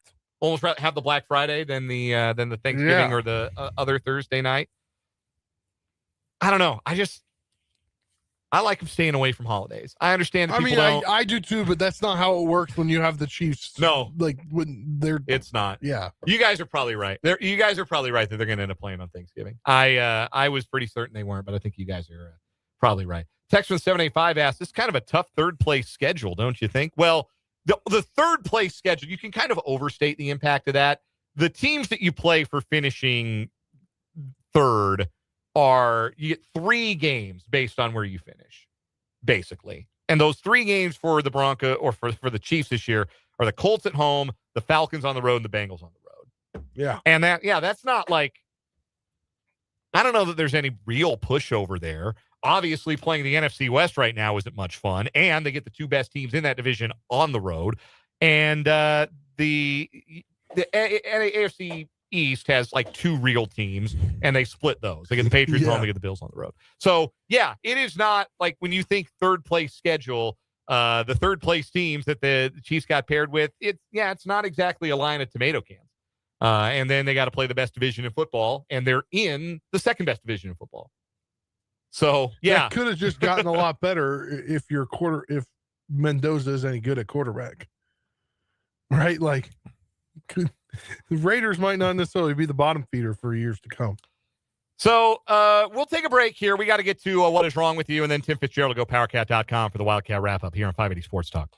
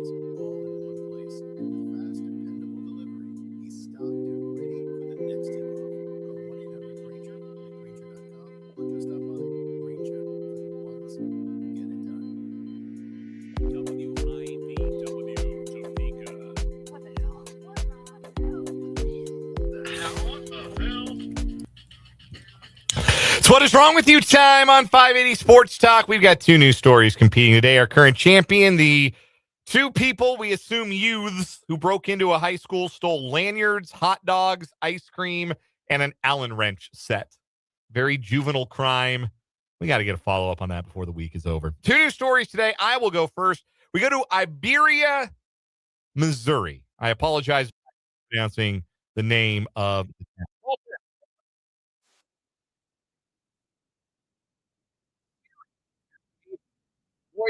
District has been placed on leave after possible misconduct involving a district student. Now, if we did every misconduct with a student story that's been in the news regarding high schools in recent days and weeks, we never get to any other stories on what is wrong with you. The reason that I picked this one out, members of the community tell KRCG television that the allegations stem from a senior trip to Panama City Beach last week. According to a family member of a student who was on the trip, one of the senior students, the community outrage is over allegations of sexual misconduct involving a female teacher acting as a trip sponsor who engaged with a male student on that senior trip. The employee has been placed on leave pending further inquiry, according to the school district. The district will not confirm whether the employee is in fact a teacher and will not release any further details. All they will say is the investigation began on May 6th and is ongoing. The family member quoted by KRCG is mostly upset that it ruined the senior trip, which is its own funny little note. But this makes What Is Wrong With You Day because Iberia, Missouri is just taking their seniors to the beach. Yeah, what? Y'all do senior trip? Like, I went to high school with a graduating class of nearly 700 kids. It would not have been feasible to take us all to Panama City Beach. I understand this, but they didn't do nothing for us. We went to an amusement park. Eighth grade, we had Elitch's Day. We went to Six Flags Elitch Gardens. Yeah, so we went to Hershey Park. It's 8th grade in Kings Dominion. But high school, they're sending the high schools to You're sending high school seniors to Panama City Beach. What the hell do you think is going to happen? You think that's going to be just everybody gather around the fire, sing Kumbaya? What's going on here? I'm interested though. Like, is it a senior trip from like a certain group? It sure sounds like it was sponsored.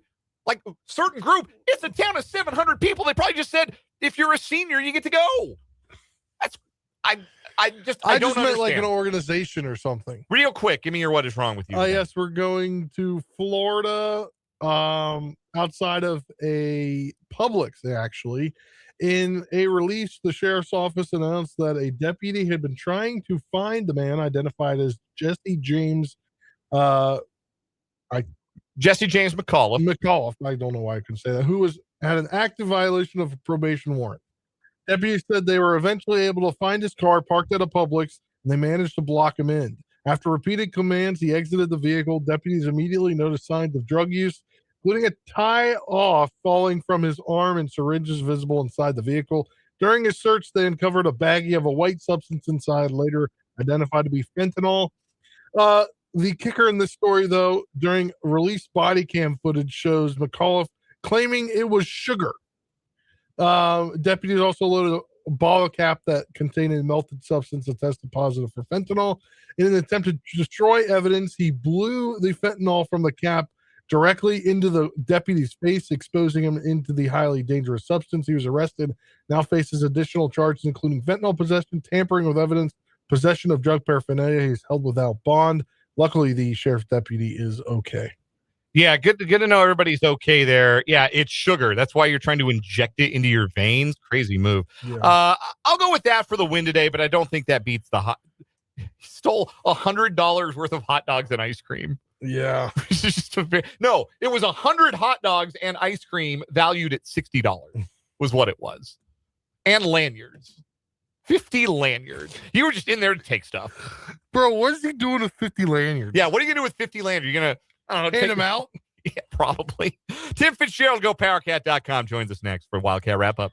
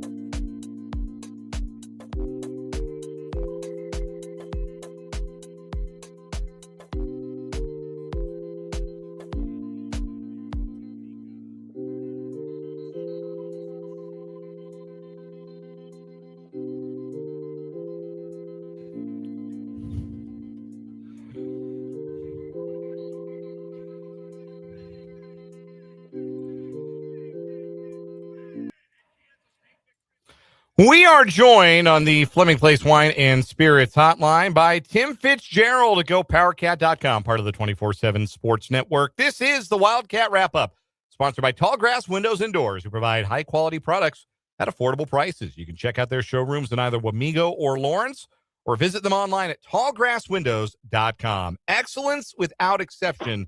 That's Tallgrass Windows and Doors. Fitz, let's begin with a discussion about a news story we were talking about yesterday on the program. The College Sports Commission is in charge, essentially, of enforcing the salary cap, so to speak, on revenue sharing that universities are allowed to do with their student athletes based upon the terms of the House settlement.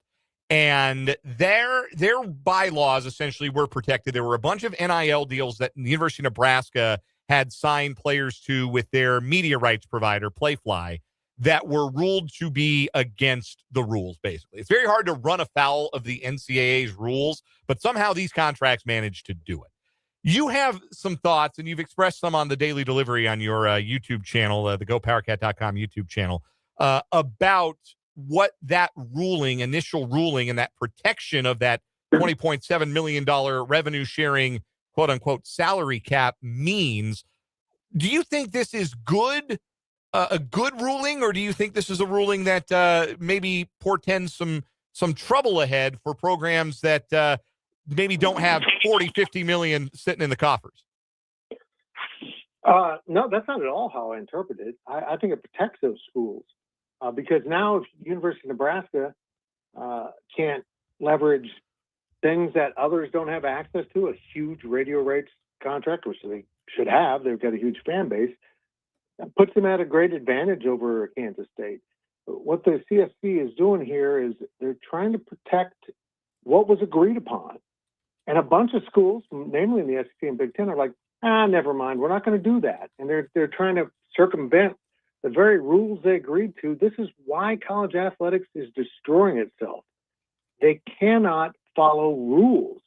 They're constantly looking not for a way to advance their cause, to cheat to advance their cause, to cut a corner to advance their cause. And I'm not familiar with the exact NIL agreements here, but everything is supposed to be running through the CSC clearinghouse. We can talk about that another day and how messy that's been and how they've almost been too restrictive, which I don't think is good for that purpose. I mean, I just don't think you're going to run people out if you just keep doing that. For college athletics to succeed, college athletic departments as a whole need to agree to participate with the CSC and follow all the same rules. And we're not there yet, brother. We're just not there yet. And this court ruling helps, but we know about court rulings. This judge ruled that way, and now they'll find a judge to rule the other way, and then they'll find someone to rule back the other way, and we'll just play tennis, and that's why these things get so expensive. Mentioned that the NIL deals that were in question here were in accordance with the Playfly, the company Playfly, who is the media rights holder for the University of Nebraska. Are you aware of any sort of relationship with Kansas State and their media rights provider, Learfield, as far as any NIL possibilities there? Or is that kind of not where Learfield has its skin in the game with regards to their agreements with the schools whose media rights they own? No, and I don't think, of course, Learfield's going through their own thing right now with going through a sale. But I just don't see that happening with Learfield unless you're at an exceptionally big contract that they want to hold on to. Kansas State is not that. And again, I mean, some schools like baseball, get more from their media rights. And they should, because they reach more people and they have a bigger audience. But yeah, to use that funding for then turning around and buying players, it is, to me, it's kind of silly because all the money goes into a pot. Why not just put that money in and then extract it and assign it to, the rev share things? I don't quite understand what they're doing here, but I'll say this. They need to make parity as closely as possible as they can get to that, because they're on the verge of becoming baseball, where outside of a few random years, when you hit the right combination of players and fortune, you can advance. Meanwhile, the Yankees and the Mets and whomever else has the huge budgets are always at a big advantage. Tim Fitzgerald of GoPowerCat.com, part of the 24/7 Sports Network, joining us here for the Wildcat Wrap-Up, presented by Tallgrass Windows and Doors on 580 Sports Talk. And I want to extend out that baseball analogy a little bit here, Fitz, because you had another video piece on your Go PowerCat YouTube channel, another daily delivery about K-State trying to keep up financially with some of the schools in the Big 12 and elsewhere that just naturally have deeper pockets, larger donor pool, more corporate partnerships possible than maybe you would have being a school in Manhattan, Kansas, where you just don't have the local access to some of those corporate partnerships. So is the path forward for Kansas State an attempt to try and bridge that financial gap by any means necessary? Or if we can extend your baseball analogy, is it lean into being the Tampa Bay Rays and saying, okay, maybe we're not going to have the financial advantages of our peers, so we better be smarter, we better recruit better, we better develop better, we better develop our advantages on the margins when it comes to making the players who do come to Kansas State the best they can possibly be? Amen. Because the only way through it. These numbers, and by the way, tomorrow's daily delivery will be about kind of a revision / extension of the numbers I stated. And these numbers include how much athletic budgets are receiving in subsidies, the state institutions in the Big 12. It's shocking. Kansas State, zero, which has always been a point of pride. No money from the university, no money from the students, no money from the state, zero. Kansas is $1.9 million, which is coming off their campus, which has caused controversy. Iowa State's 1.8. Oklahoma State's much like K-State at 0.1. Everyone else, the state institutions, are in double digits of millions of dollars being given to them by the state or their institution that doesn't break out where it's coming from, including Arizona State, which has the biggest athletic budget of the state institutions of the conference. They are getting approximately $56 million subsidized from the state of Arizona into their budget. State of Kansas got to look at it. I've always been opposed to it. I really have, but now the whole game's changed in the last umpteen years here, last 3, 4, 5 years. And if the state of Kansas doesn't address this, it's going to be really difficult. They'll have to, hit those moments, as you just mentioned, to sustain the success in Kansas State football, KU basketball, et cetera. And the state better wake up and realize those things, the appearance of having great athletic departments on television over and over and over, is incredible advertising for the state and good for the economy. One thing that athletic departments have done is use their athletic facilities for events like concerts. Our own Spencer Dupuis just recently made a donation to the University of Oklahoma's NIL fund by going to see Luke Combs at the Memorial Stadium there in Norman on Saturday. We know Oklahoma State has hosted big Red Dirt Country Festival type concerts. Nebraska had a Zach Bryan concert at their Memorial Stadium in Lincoln earlier this summer. Is that a feasible path for Kansas State? Is something they could, because that's a short-term infusion and not like an earth-shattering infusion of cash, but a way to maybe generate some revenue that's possible, feasible to do out in Manhattan? I think so. I don't think there's any movement in the athletic department of Kansas State to do so. I don't see any movement to do much else than try to go just fundraise more money. I think they've created they don't want to do it. It's a lot of work. They don't want to do it. And I think they've created a feeling that it's not worth the money. It's just way too much work. You don't make that much money. And here's the counter to that. Oklahoma State did it again. They're not making much money off of it. Like, why would they do it again? Why would Nebraska host an event called the Boys from Oklahoma if it doesn't work? Nebraska. Why is Texas A&M having the Savannah Bananas in playing a huge game in front of 100,000 people if these exterior fundraisers don't work? The fact that this athletic department doesn't really seem eager to go out and do some creative entrepreneurial things to raise money is sad. It really disappoints me. And it starts with concerts. You've got a whole concert culture here with Country Stampede that has faded a little bit because it's moved on, and now there's another rendition of it. but you could replicate something like that in the K-State football facilities, parking lots for 2.5 days in May and raise a lot of money. And another issue here, bring a lot of people to Manhattan, expose them to your town, your campus, your facilities that may never have done that before, and in turn, maybe raise the stature of your entire institution by putting them on the front and center of athletic events. Hopefully Spencer is not transferring to Oklahoma. No. I like him. No, I don't want him to become a jerk. No, not in the transfer portal, our Spencer Dupuy. A little bit longer with Tim Fitzgerald here of GoPowerCat.com on the Wildcat Wrap-Up presented by Tallgrass Windows and Doors. Fitz, an all-time great K-Stater passed away this week. Jim Colbert died at the age of 85. His name will forever be synonymous with golf in Manhattan, not just his career at Kansas State and his professional career, but of course as the designer of Colbert Hills Golf Course. I would imagine you've got a Jim Colbert story or two. Would love to have you share one, a memory that you might have of an interaction with a K-State icon.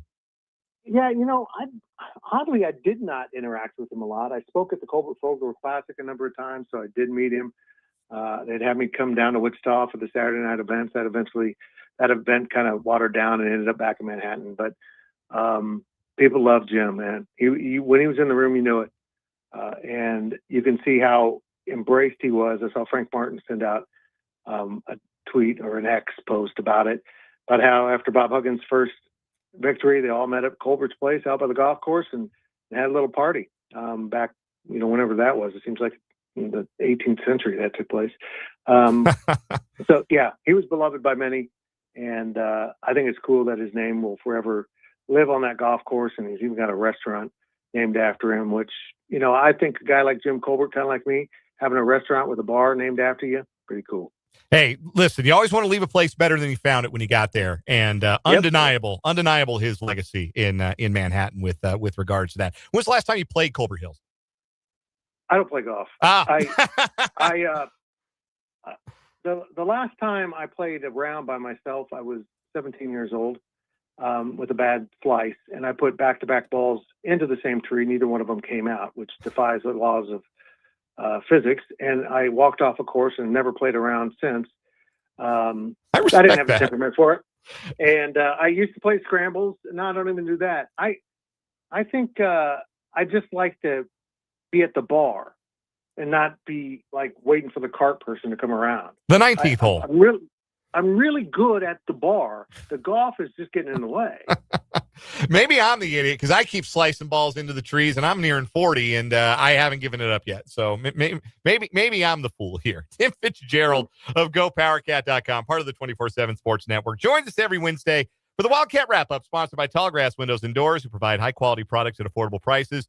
You can check out their showrooms in either Wamego or Lawrence, or visit them online at tallgrasswindows.com. Excellence without exception. That's Tallgrass Windows and Doors. Fitz, always appreciate your candor and your perspective. It's always a pleasure. We'll do it again next week. Thanks, boys. That is Tim Fitzgerald. We will step aside for a break, come back, and wrap up this 4 o'clock hour of 580 Sports Talk.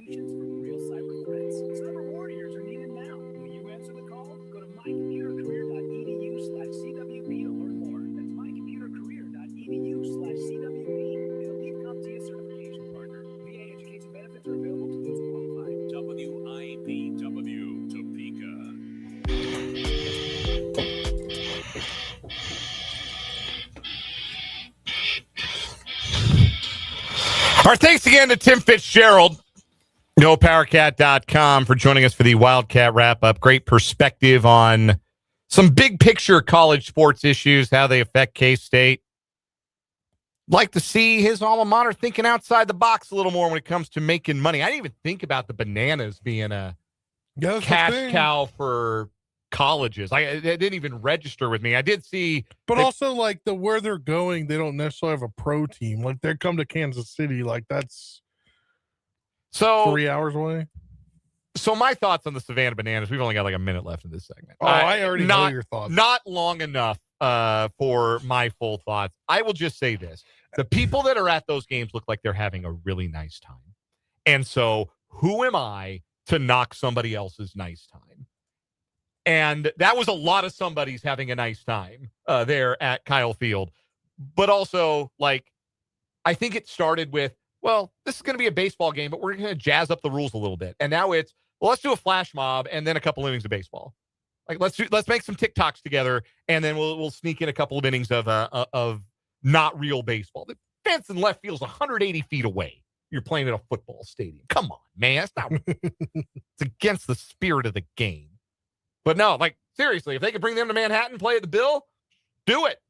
Do it. Get the Bananas to the Bill. I know they're down not the actual Bananas, like the spin-off. Yeah, they're Bananas. doing a league now. Yeah, they got like a spin-off now. Like the spin-off was down in Wichita. Get the Bananas to the Bill. Get them to the Bill. Why not? We'll take a break. When we come back, we got one more hour to spend together. We got sports headlines, a playoff roundup. One got to go. And we'll look ahead to tonight's game 2 between the Royals and the White Sox. All coming up on 580 Sports Talk.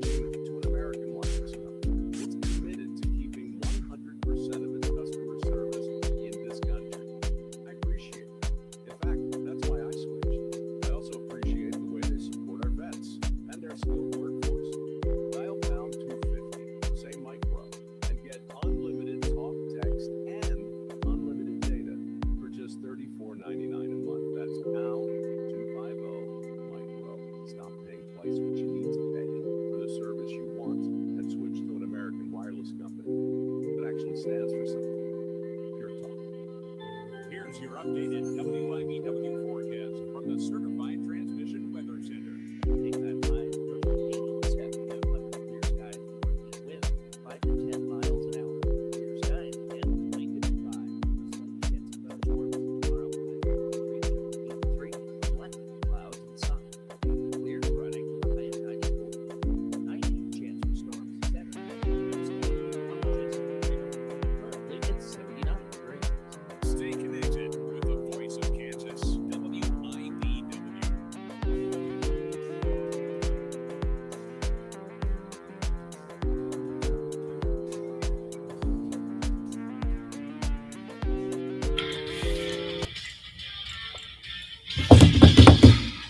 Let's get it. Third and final hour of 580 Sports Talk on this hump day. Dan Lucero, Spencer Dupuis hanging out with you on the sports voice of Kansas, 580 WIBW, FM 104.9, online at 580WIBW.com, and in living color on our YouTube channel, 580 Sports Talk, and our Facebook page, WIBW News. Great to be with you. Thanks for hanging out on this Wednesday. Text line is open, 785-272-9429. Can also interact with us in the live chat on our YouTube stream. Again, the name of the channel is 580 Sports Talk. Coming up here in the final hour of the program today, we've got our 580 Sports Talk headlines. Plenty to get to within the headlines today, and also a playoff roundup. We got a round of one got to go to get to. We'll look ahead to tonight's Royals-White Sox tilt in Chicago. Royals lost the opener by a run last night. Now 1-6 in one-run games against the American League Central. 3-0 in one-run games against everybody else. 1-6 in one-run games against the American League Central. Does it mean anything? Maybe. Probably not, but maybe. It's still a really small sample size. Does it mean anything if, like, big picture, take the opponents out of it, 4-6 in one-run games? That could very easily and generally does even out over a longer period of time. But hey, sometimes it doesn't. Sometimes when your bullpen isn't very good and you don't really hit with runners in scoring position, then your results don't get better in one-run games. And that's sort of the spot the Royals find themselves in right now. And it's why they're 1-6 against the Central in these one-run games for now. Want to go get one tonight? They got Seth Lugo on the bump. They got a lineup full of right-handers against Chicago southpaw Noah Schultz. We'll break it all down for you a little bit later on in the hour. And again, your text to 785-272-9429 and your Facebook, your Facebook comments. Sure. If you're watching on Facebook, we don't leave you out. Sometimes we leave out the Facebook audience. We know people check out the show on Facebook. You're always welcome if you're watching on Facebook to leave a comment during the live stream or after the live stream. We'll see those too. But WIBW News on Facebook. But the more active live chat is certainly in the YouTube. You're watching on our YouTube channel, 580 Sports Talk. Being accused by a longtime chatter listener Vance of turning into the get off my lawn guy. I wasn't even really mean. I wasn't even really mean about the Savannah Bananas. I could be meaner. But at the end of the day, look, we know Dan is a baseball purist, yes, and all you have to say is Dan's a baseball purist, yes, and that gets the sentiment out there. Yes, it is implied with that. Oh, Dan has very traditional feelings about the game of baseball. Yes, that means he's an old man, like spiritually, because that's. I just meant that, like, if you say you're like, I know you're a baseball purist through and through, you're a OG baseball guy. To me, that means you don't like the Savannah Bananas, and that's okay. Like, everybody can like what they like. I don't need baseball to be a 2-hour time limit and a dance party and everything else they got going on. I don't need it to be. But I will say this: when I was like 10, maybe a little younger, I was 8 to 10 years old. Dates and stuff are starting to get fuzzy on me a little bit. That's another reason I know I'm getting old. But when I was a kid, that's the important thing here. When I was a kid, I went and saw the Harlem Globetrotters. Is that real basketball? They don't have the ball, the string. in the Western Conference semifinals, right? Yeah. Like, Wemby doesn't have the basketball on a string trick. Nobody's getting a bucket full of confetti dumped on them when they're trying to shoot a free throw, right? But when I was a kid, I saw the Harlem Globetrotters at the old McNichol Sports Arena in Denver, and I had a great time. I enjoyed myself a great deal when I was a kid. I don't think it would quite hit the same for me if I went by myself as a 39-year-old man, but one day I am going to have a son who is older than he is now, and maybe he's going to go want to see the Globetrotters, and I can see them through his eyes and will enjoy the show, and likewise, perhaps one day he may want to go see the Savannah Bananas. My son says, Dad, I want to go see the Bananas. Number one, that means at least he's got a passing interest in baseball. Yeah. That's a dub. I'm going to take that win. Second of all, I'll go. I'll take him. I'll sit there with him. I'll enjoy the show as best I can. I'll try not to grumble under my breath about just feel the ground ball. Don't need to do all this dancing. And I'll let the kid have a good time. Like, that's what it's for. Like I said, I've seen the videos from their game. I've seen them on TV. Like, it's not, I don't think it's a good televised product. I think that's like, you're either there or you're not. But I've seen it on TV. I've seen like videos. I saw what it looked like in front of 102,000 people in College Station last weekend, and everyone looked like they were having a blast. And look, I am not here to yuck the yum of 102,000 people. They're having a good time, then that's great. I am all for people having a good time. So that is my official position on the Savannah Bananas. If that is your great time, I am glad you are having a great time. And if one day that is my son's great time, I will go have that great time with him.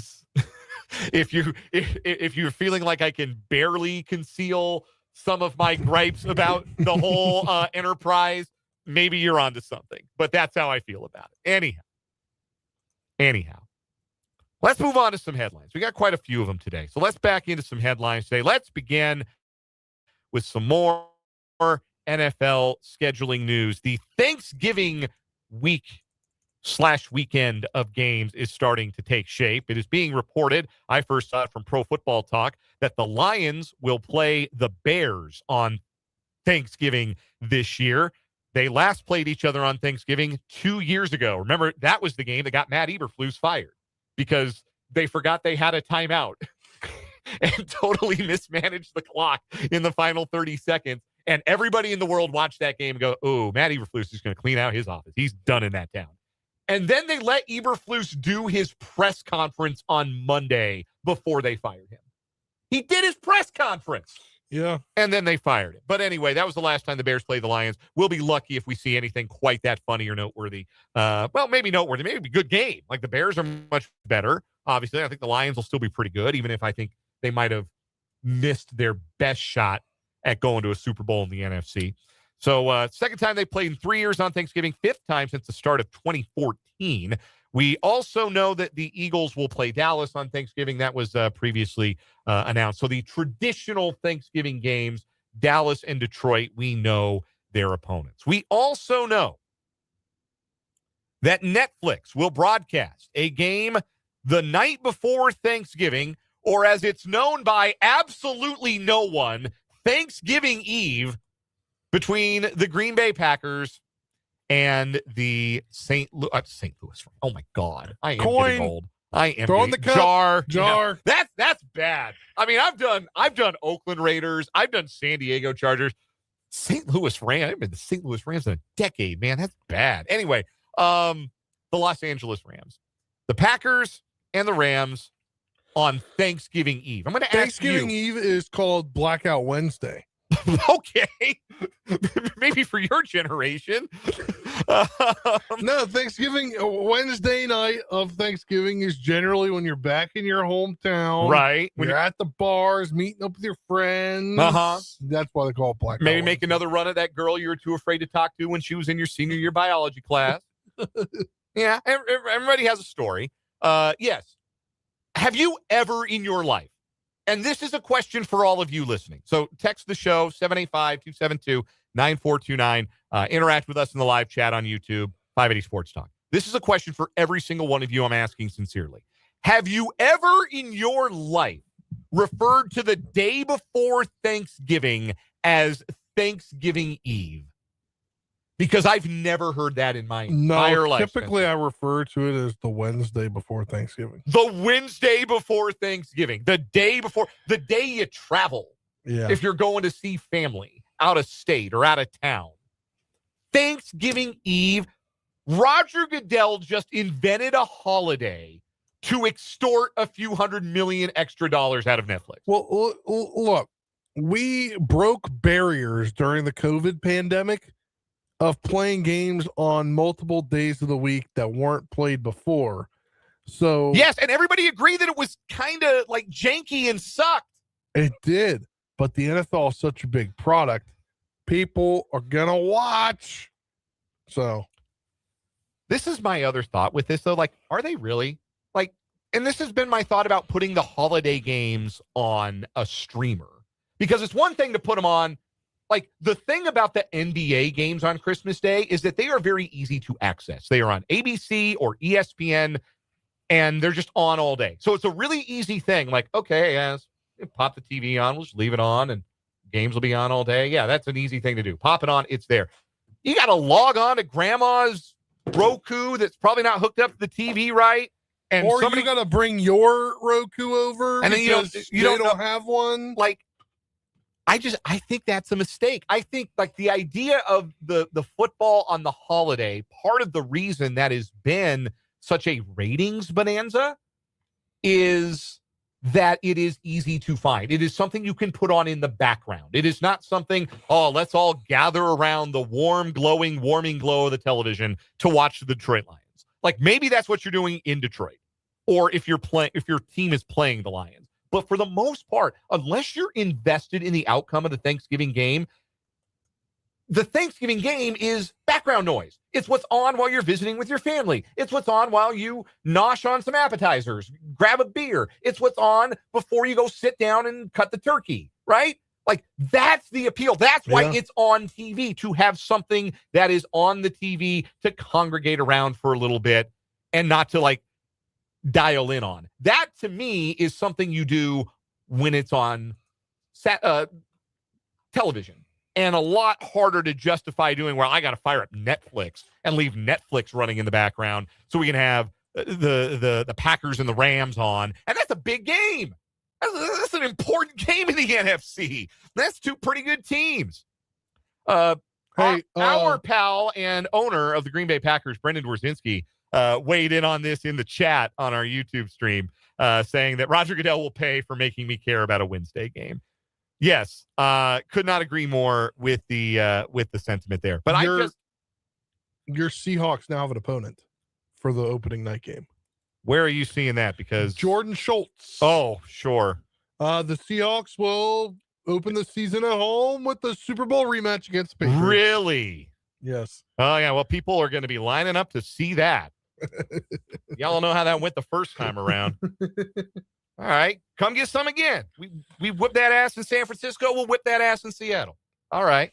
We'll start the season just like we ended the last one. That's good with me. I'm surprised. I really thought it was going to be Chicago. I thought that would have made a lot of sense to get an NFC contender in there instead of, like, it'd be one thing if the Super Bowl had been like this epic game. It was a blowout, man. It was never close. And even the parts of it that were close score-wise, nobody enjoyed because it was a bunch of field goals. People are really chomping at the bit, like I am, because I think we're going to whip that ass again. But people are really chomping at the bit to see a Super Bowl rematch? Anyway, people are really chomping at the bit to watch football on Thanksgiving Eve. I cannot believe the NFL is in its we're inventing a holiday era. Such a heat check from the NFL. But we're going to keep drinking that garbage. We might be annoyed by it, but the dope is stepped on, but it still gets us high. Speaking of which, the international games were all announced earlier today. Spencer, why don't you tell us about those? Yes, we all knew we were starting the season in Melbourne, Australia. 10 a.m. local time in Melbourne on a Friday, by the way. Well, that's what you got to do if you want to do it. If you want to play it. Stupidest thing I've ever heard. It'll be heard. 49ers Rams. believe we knew that already. Week 3 in Rio de Janeiro. Is this a Sunday? September 27th? Yeah, I believe, right? What's that? No, that's that'd be a Friday, I believe.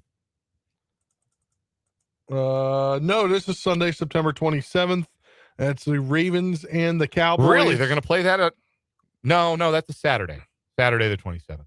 I thought that did not make sense. That had been a standalone weekend game. So yeah, September 27th. Wait, why am I looking at the 2025 calendar? Well, what in the world? 2026, it is a Sunday.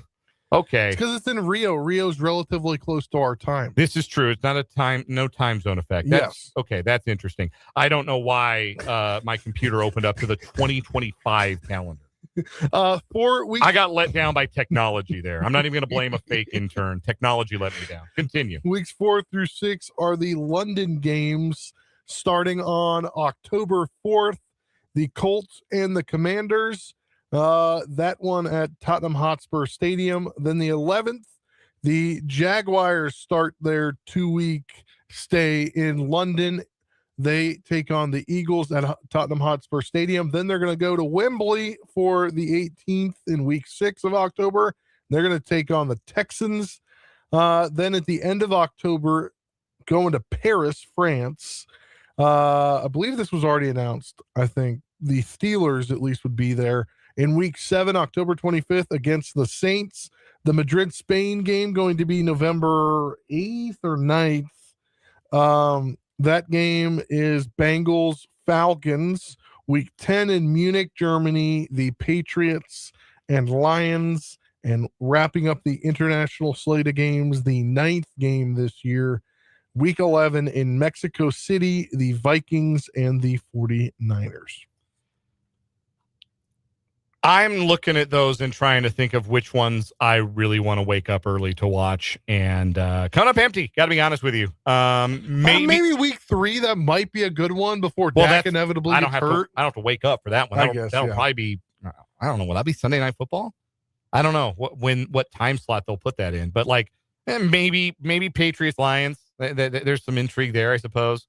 But come on, I want Steelers Saints week 7. Enjoy that, Perry. This game sucks. Yeah, I'm not looking forward to waking up to watch my Commanders, especially because the last time didn't go. This game is how you say stinky. Sorry.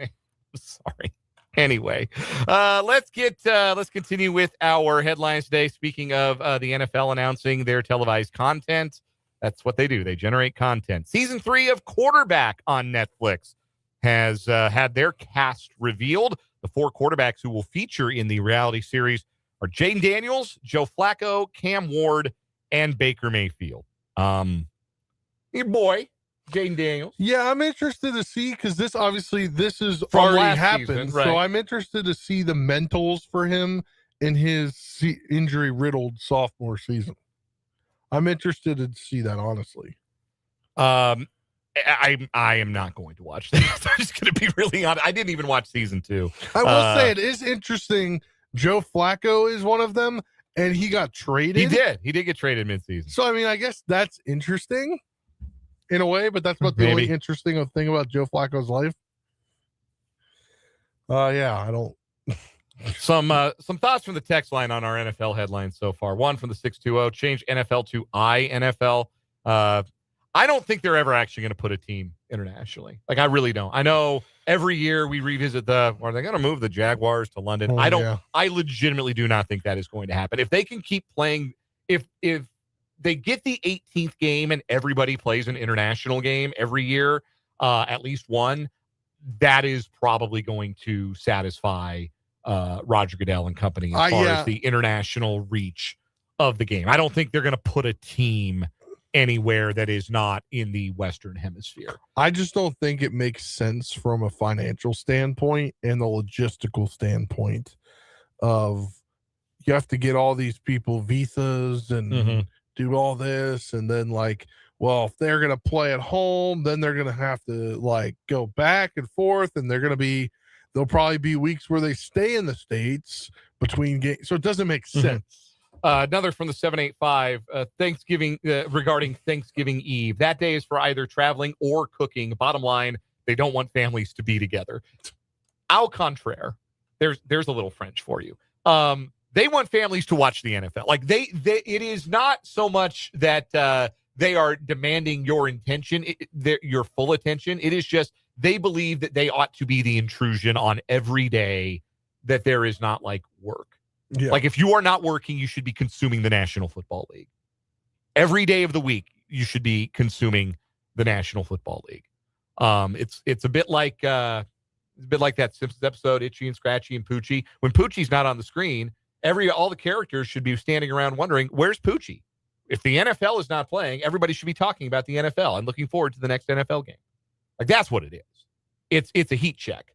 And we keep turning on the damn TV and they'll keep doing it. They'll put a game, they'll do a business person special game of the week. They'll play it Friday at 2 p.m. if they thought a streaming service would pay gobs of money for it. All right. Those I believe are NFL headlines today. Spencer, why don't you tell us who Catherine Legg is and why her name is going to be noteworthy in a couple of weekends? Yes, she will become the first woman to ever complete the double. She will attempt. Yeah. That's an important distinction. Yes. She will attempt to become the first woman to ever complete the double by racing in the Indianapolis 500 and attempting to get to the Coca-Cola 600 on the same day. So the 45-year-old Legg would also be the first non-American to make the effort. It's always been American drivers. She is British, English, I believe. She is going to race in the Indy 500 for the 5th time. She's raced in 8 NASCAR Cup Series races over the last 2 years, including last week at Watkins Glen. And the start times of the Indy 500 and the Coca-Cola 600, which is in Atlanta or Charlotte, make it possible to finish one race, go get on a plane, get down to Charlotte, get in your car, and make the nighttime start of the race. But it's hard to accomplish the feat. Only 5 drivers have done it since 1994. Tony Stewart's the only one to complete all 1,100 miles, and he finished in the top 6 in both races in 2001, which is an incredible feat. We'd probably remember him for that more if he hadn't killed a guy in a dirt track race. Yeah. Like on purpose. If Anyway, he just stuck to literally being mainstream and not killed a guy. Yes. Yeah. Janet Guthrie gave it a shot in 1976, didn't qualify for the Indy 500, but did debut in what was then the World 600 in Charlotte that year. Kyle Larson attempted the double in back-to-back years, 24-25. Yeah, back-to-back years. Missed. Indy was delayed in 2024, so he didn't start the NASCAR race. Couldn't get there in time, and then he crashed out of both races in 2025. It's actually tougher now. NASCAR has made some rules regarding playoff waivers, which make it harder for a full-time driver to try this, like a full-time driver on the Cup Series, which is too bad because I think it's a cool thing to try to accomplish. But also, like, 500 miles is a lot of miles, and 600 miles is a lot of miles, and you're driving them really fast, and in a lot of traffic that's going really fast. In 2 different kinds of cars. In 2 different kinds of cars on the same day after you've also been in a plane. Like you think about like being in your own like family vehicle and driving like 300 miles in a day, how much that kind of wears on you. Now imagine driving 1,100 miles in a day. I know at speed, it's different circumstances, but like that's physically grueling. All the best to Catherine Legg. I appreciate that she is giving it a shot. Next headline for me. The World Cup's in 29 days. You know that? Yes, I did. World Cup is in 29 days. Because Arrowhead Stadium is now Kansas City Stadium. That's right. They took down the letters, the GEHA letters from the side. They had to take them down. And it'll officially be FIFA property come Sunday. Yeah. So, you're not allowed to have any sponsorship elements that are not like FIFA worldwide sponsors. They're also covering up the Ring of Fame. Yeah, they have to cover up everything. Yeah. So it's a little like going to an NCAA tournament basketball venue where like you can't have the bottle, you have to pour everything into a March Madness cup. You can't walk around with your can of Coca-Cola, but even more extreme for FIFA's sake. So I don't sense a lot of buzz around this World Cup. And I think the main reason for this is because people expressly do not want to, at this current time, mix sports and politics. Like we hear that from people all the time, that like the idea of mixing sports and politics is not appealing to them. They want one on one side and one on the other side. The World Cup is the most political sporting event there is. It's that in the Olympics. There is no separating the World Cup from the politics of the host nation at the time. It doesn't help that the tickets are really expensive. And travel is really expensive. Gas is really expensive. And people kind of don't want to come to the United States right now. And also, there are travel restrictions against some countries that have teams in the World Cup. Well, some of that has been alleviated today, as it was announced the Trump administration is suspending a requirement that foreign visitors from certain countries pay as much as $15,000 in visa bonds as long as they are confirmed World Cup ticket holders. Travelers to the United States from 50 countries are required to pay that visa bond because there is a concern about rates of people overstaying their visas and other security issues as part of the Republican administration's broader crackdown on immigration, according to the story from the AP. 5 countries of the 50s that are required to pay this bond have qualified for the World Cup, and citizens from those countries, Algeria, Cape Verde, Ivory Coast, Senegal, and Tunisia, are now exempt from the visa bond requirement. If you are a citizen of that country and you have an in-hand ticket to go to the World Cup, you do not have to pay the visa bonds. There is no allowance, it would seem, for other countries that are also subject to the bond or other travel restrictions. There has been a travel ban, on 2 nations that have teams in the World Cup, Haiti and Iran. Travelers from the Ivory Coast and Senegal face partial restrictions under that same travel ban, although players, coaches, and other support personnel have been made exempt.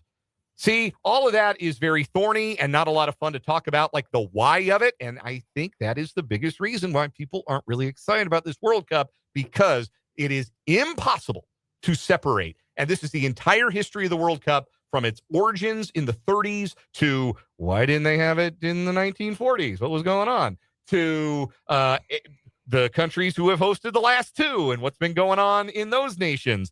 And, who's going to host it in 2034? People don't like the juxtaposition of sports and politics, especially right now. And there's just no separating the World Cup from the politics of the host nation.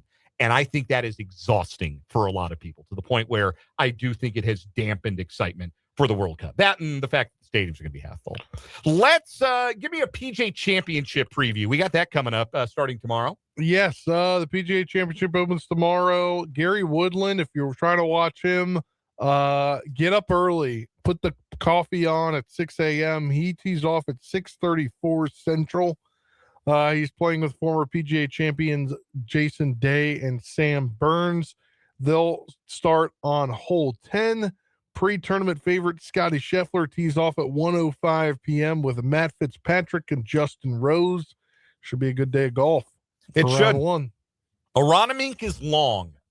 So go with your long hitters for this event. If you're a long hitter, that's why I think Gary's actually got a chance to be competitive, because he hits the crap out of the golf ball. And even Scotty Scheffler said today after some practice rounds, he's like, it's going to be bomb and gouge all weekend. So unfortunately, Bryson DeChambeau is probably going to be a pretty good fit for this course. Jordan Spieth wins. He completes a career Grand Slam. He's the next guy in line to do that after Rory completed his last year with the Masters. Problem is, Spieth hasn't won in 4 years. Nope. So not terribly likely. But yeah, PGA Championship opens up tomorrow. We'll be able to update you on how the professional sports franchise of Topeka, Kansas, Gary Woodland, fares, because he is off early tomorrow. Let's wrap up a very long headline segment with the playoff roundup.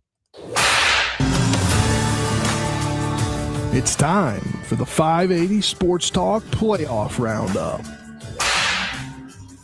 One NBA game last night, the revenge of Victor Wembanyama after being ejected from Game 4 of their series against the Minnesota Timberwolves. Wemby gets his revenge with 27 points, 17 rebounds, 5 assists, and 3 blocks as the Spurs pull away for a 126-97 Game 5 blowout win.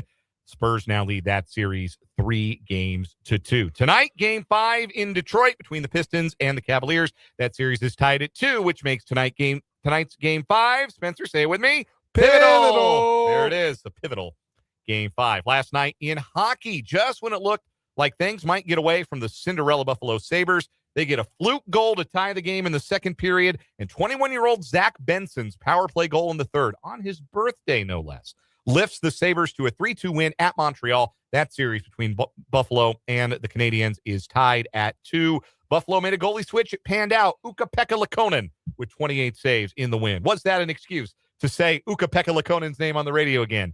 You bet it was. They worked overtime in Vegas late last night. If you stayed up for this one, good for you. Pavel Dorofeyev was the hero. His second goal of the game in OT, giving the Golden Knights a 3-2 win over the Ducks, a 3-2 series lead in that Western semifinal. Tonight, Game 5 in Denver, where the Colorado Avalanche can close out the Minnesota Wild. They lead that series 3-1. Colorado has not clinched a playoff series at home since 2008. Last time they had a chance to clinch a playoff series at home, well, no, not the last time, but in 2022, they had a chance to close out their semifinal against the Blues at home. They were up 3-1 on the Blues. They had a 3-0 lead. They blew that. Nathan McKinnon scored one of the greatest goals of his career to complete a hat trick with 3 minutes left. The Avalanche let a tying goal in and lost in overtime. And I am telling you straight, that was a month before I got married. I had just moved back here and moved in with my now wife. And the way I reacted to that game, it is a miracle she did not call off the wedding. It is a miracle she did not call off the wedding that very night. So hopefully tonight goes a little smoother for my beloved Avs. That's your playoff roundup. When we come back, it's one got to go on 580 Sports Talk.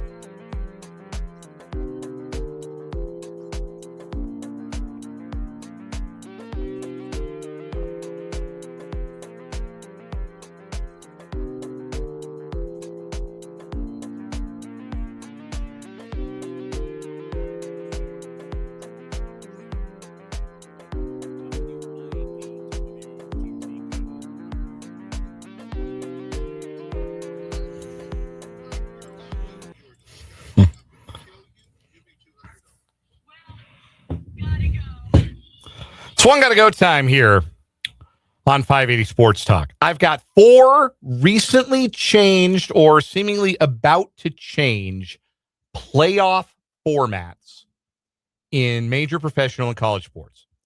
You can make one of them revert to the way it used to be, but that means you got to keep the other 3 into perpetuity.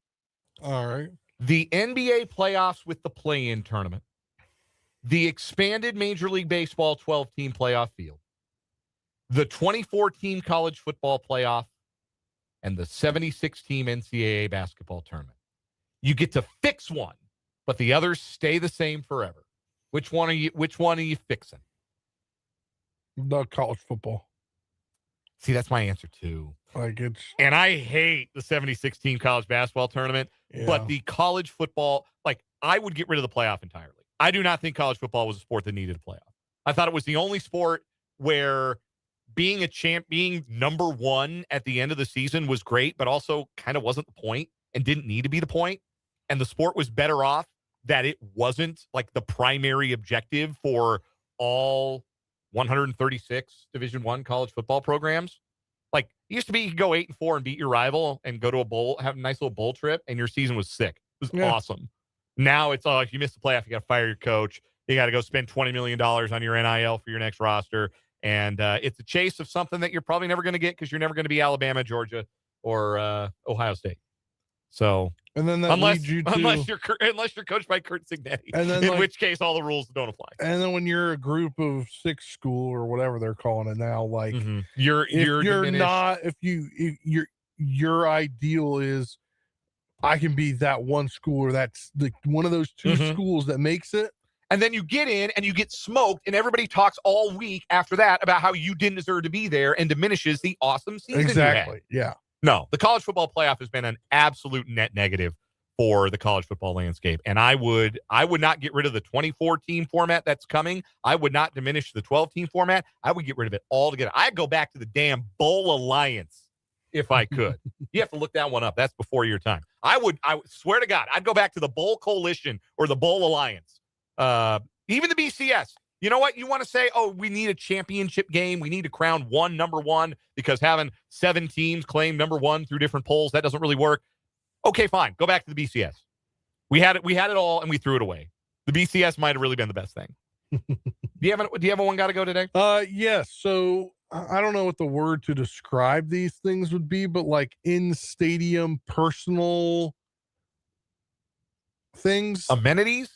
I'm referring to these 3 things, if you could do away with one, okay, and they never be, you never have to part of the experience. Yes, you never have to hear or see them again. Okay, a vuvuzela.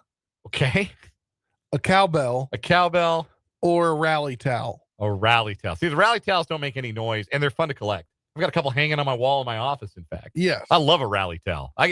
Give me a rally towel at a game, and I'll even if it's just a minor league game or a game at teams I got a rally towel hanging back here from the Capitals. Yeah, I love a rally towel. No, the vuvuzela makes the most annoying noise.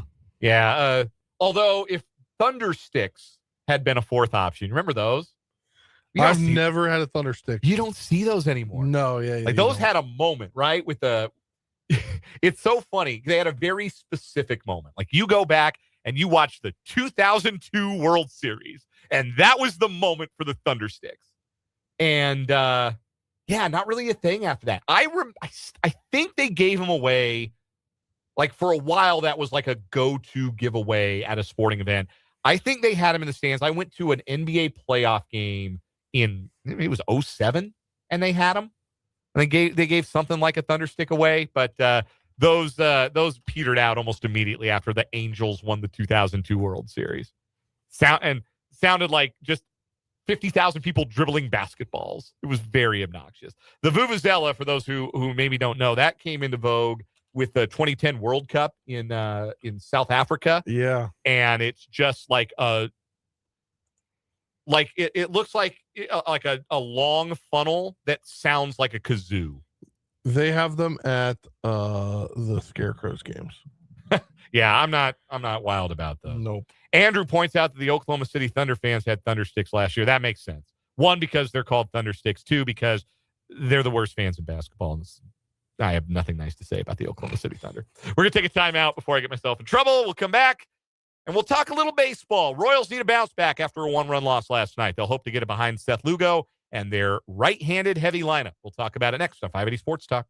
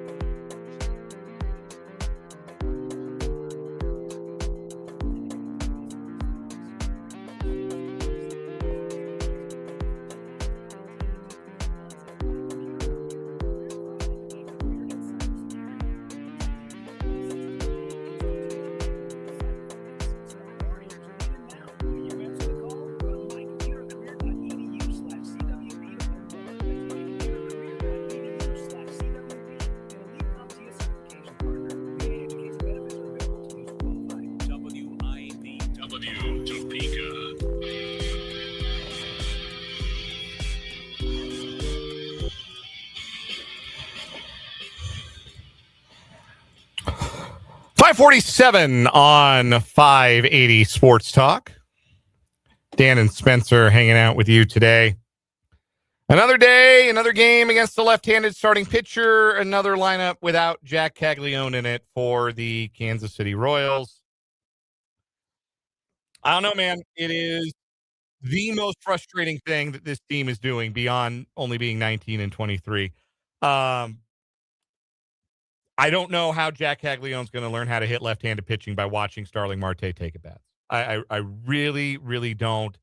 And I don't think that, like, it'd be one thing if Marte were just a beast against left-handed pitching. Like, he hit 450 and slugged 1,000 against left-handers, and you just had to put him in the lineup.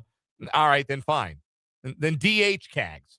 Like, he's not going to learn if you don't let him learn. It is so frustrating. And look, they being the Royals coaching staff, Matt Quatrero, the hitting staff, all those guys, they are much more in tune with Caglione's capabilities, what he can do, his comfort level. I'm sure they're working with him behind the scenes. What they don't want to do is put him in a situation where he's going to lose confidence. I understand that that's important, but I also think you got to develop the player. And I don't think this is helping. I really don't. Even if you can argue, like, there are some lefties, you probably want to, you want to bench all your lefties against, like, prime Randy Johnson. Yeah, prime Max Scherzer. He was right-handed. I mean, yes, though. But I meant, like, that player. I never watched Randy Johnson. Man, you never saw Randy Johnson? No. Man, you missed out. He was something. I mean, YouTube. I could YouTube. Yeah, you should YouTube. You should do some YouTubes on Randy Johnson. He was something else. Noah Schultz, for the record, is starting pitcher for the White Sox tonight against left-handers this year. They are 0 for 14 against Noah Schultz. Right-handers aren't faring a whole lot better because Schultz has been pretty good. It's a small sample size. He's made 5 starts this year. First 4 of them were good. His last time out, though, he got knocked around by the Angels. So the 22-year-old rookie will be trying to bounce back, and he will be doing so against, again, a lineup full of right-handers with one notable exception. Michael Garcia will lead off. Bobby Witt Jr. is at short. Lane Thomas, who has great numbers, including an on-base percentage over 400 against righties, but is also 1 for his last 15 overall. He is batting third in center field tonight. Salvador Perez DHs again, batting cleanup. Then Nick Lofton, who's got 12 runs batted in 13 games as a Royal this year. He'll bat 5th at second base. Vinny Pasquantino bats 6th at first. Then it's Starling Marte in right, Isaac Collins in left, and Elias Diaz doing the catching tonight. Another right-handed bat batting 9th. Seth Lugo's on the hill for the Royals. Last 4 times out, he's alternated good starts with bad starts. And his last time out, he had a bad start. Gave up those early runs against the Tigers and labored just to make it through 4 innings. So if the trend continues, Royals can expect a good start for Lugo tonight. So they'd take that continuation of that trend at least for tonight. He will face Sam Antonacci in the leadoff spot in left field. Munetake Murakami is at first base, batting second. Then Miguel Vargas at third. Colson Montgomery at short. And Chase Mydroth, one of the heroes of last night, at second base, batting 5th. Andrew Benintendi is a DH. Jared Kelnick is in right field. Tristan Peters is in center. Drew Romo, who homered again last night. 5 hits this year, 4 home runs for Romo. So He's got a 185 batting average and an OPS of 1.056. That's a valuable player, even if they're not getting a lot of hits. If all the hits are leaving the ballpark, that's a pretty valuable player so far for the Rockies cast-off Drew Romo. He's the switch hitter. He will bat 9th. Royals need one. Need to even up the series. Need to give them themselves a chance for a series win. Again, big picture, you look at a road trip, 6 games against 2 teams that have been halfway okay, at least you can say about the White Sox, and the Cardinals have played really good ball. And you say big picture, 3-3 is not so bad on this road trip, but hard to get to 3-3 from 0-2. So the Royals would do themselves well if they could go out and get it done. Lugo facing a lot of left-handed hitters in the lineup tonight. For some reason, I have the perception of Lugo that he's not good against left-handers, and he has been worse against lefties this year. They're hitting 281 against him to just 250 against righties. But the Royals will hope that their righties will be able to knock around the young left-hander, Schultz, and then they can bring in the cavalcade of lefties in the late innings against Grant Taylor if he pitches again, or Sir Anthony Dominguez if he goes back-to-back games in a save situation. They can roll out all those lefties late in the contest. Royals jumped out to an early lead last night, tied the game after falling behind by 3 in the middle innings, but went 2 for 9 with runners in scoring position and coughed up another game in the late innings. It's an annoying habit this team has against their divisional foes. They've got to snap out of it here in early May. We'll take a timeout here on 580 Sports Talk. When we come back, it's the final words. We put a wrap on this Wednesday show.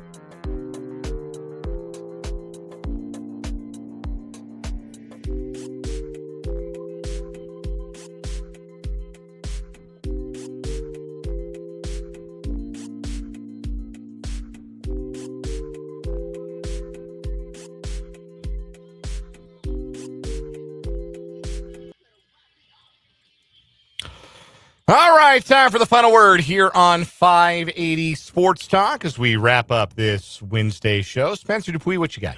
Yeah, the NFL schedule releases tomorrow night. We're all going to make everybody in the world makes crazy thoughts out of why things are happening the way they're going to happen. But I do think the Chiefs are going to play on Thursday night of Thanksgiving, the NBC broadcast game. I think it makes sense to either play the Patriots or the 49ers at Arrowhead. And I think you're getting a Christmas game again. I think they're going to get that full allotment of standalone games because the Chiefs are still the Chiefs, right? And they've got a running game now. So I think for the Chiefs, as Andy Reid said, they'll play whatever day of the week they have to play. So I think the Chiefs are ready for it. We know that is a fact for sure, that the Chiefs will be in demand. We'll find out tomorrow night, and we'll react to it in full on Friday, but I'm sure there'll be some more reporting, and we might even know a couple more Chiefs games dates by the time we hit air tomorrow. Final word for me. Yesterday here on 580 Sports Talk, we speculated about Salvador Perez and his early season struggles, and is he just an older player waiting to warm up with the weather, or has Father Time started to win the battle against the 36-year-old Perez? What we did not allot time to in that discussion was option C. He's hurt. We know about the hip soreness that has kept him from catching full-time, but Joel Goldberg on the TV broadcast last night revealed that Perez has been dealing with a groin injury, and that would certainly account, lower half issues and injuries, for the fact that Perez is not doing damage to the pull side the way he has always done through the course of his career. How many of his 300-plus career home runs have come to the pull side? It's most of them. It's the vast majority of them. But he is pulling the ball in the air less than he ever has in his career. A stat that makes a lot more sense when you consider that he has been dealing with those lower half injuries. Perez is stubborn. He's not going to go on the IL unless he absolutely must, unless he absolutely can't even stand and get himself in the lineup every day. So the Royals will just have to hope that DHing him for an extended period can help be a half day off, so to speak, and get that lower half right, get him turning and burning on fastballs the way he's been able to do throughout his career and get him back to doing damage in the middle of that Royals lineup. All else fails, we saw last night, still strong enough to poke one out to the opposite field here and there, as he did for his 6th home run in the first inning last night. Royals baseball is coming up next. We are back tomorrow from 3 until 6. It's a night game on getaway day for the Royals. For Spencer Dupuis, I'm Dan Lucero. This has been 580 Sports Talk on 580 WIBW. Good night.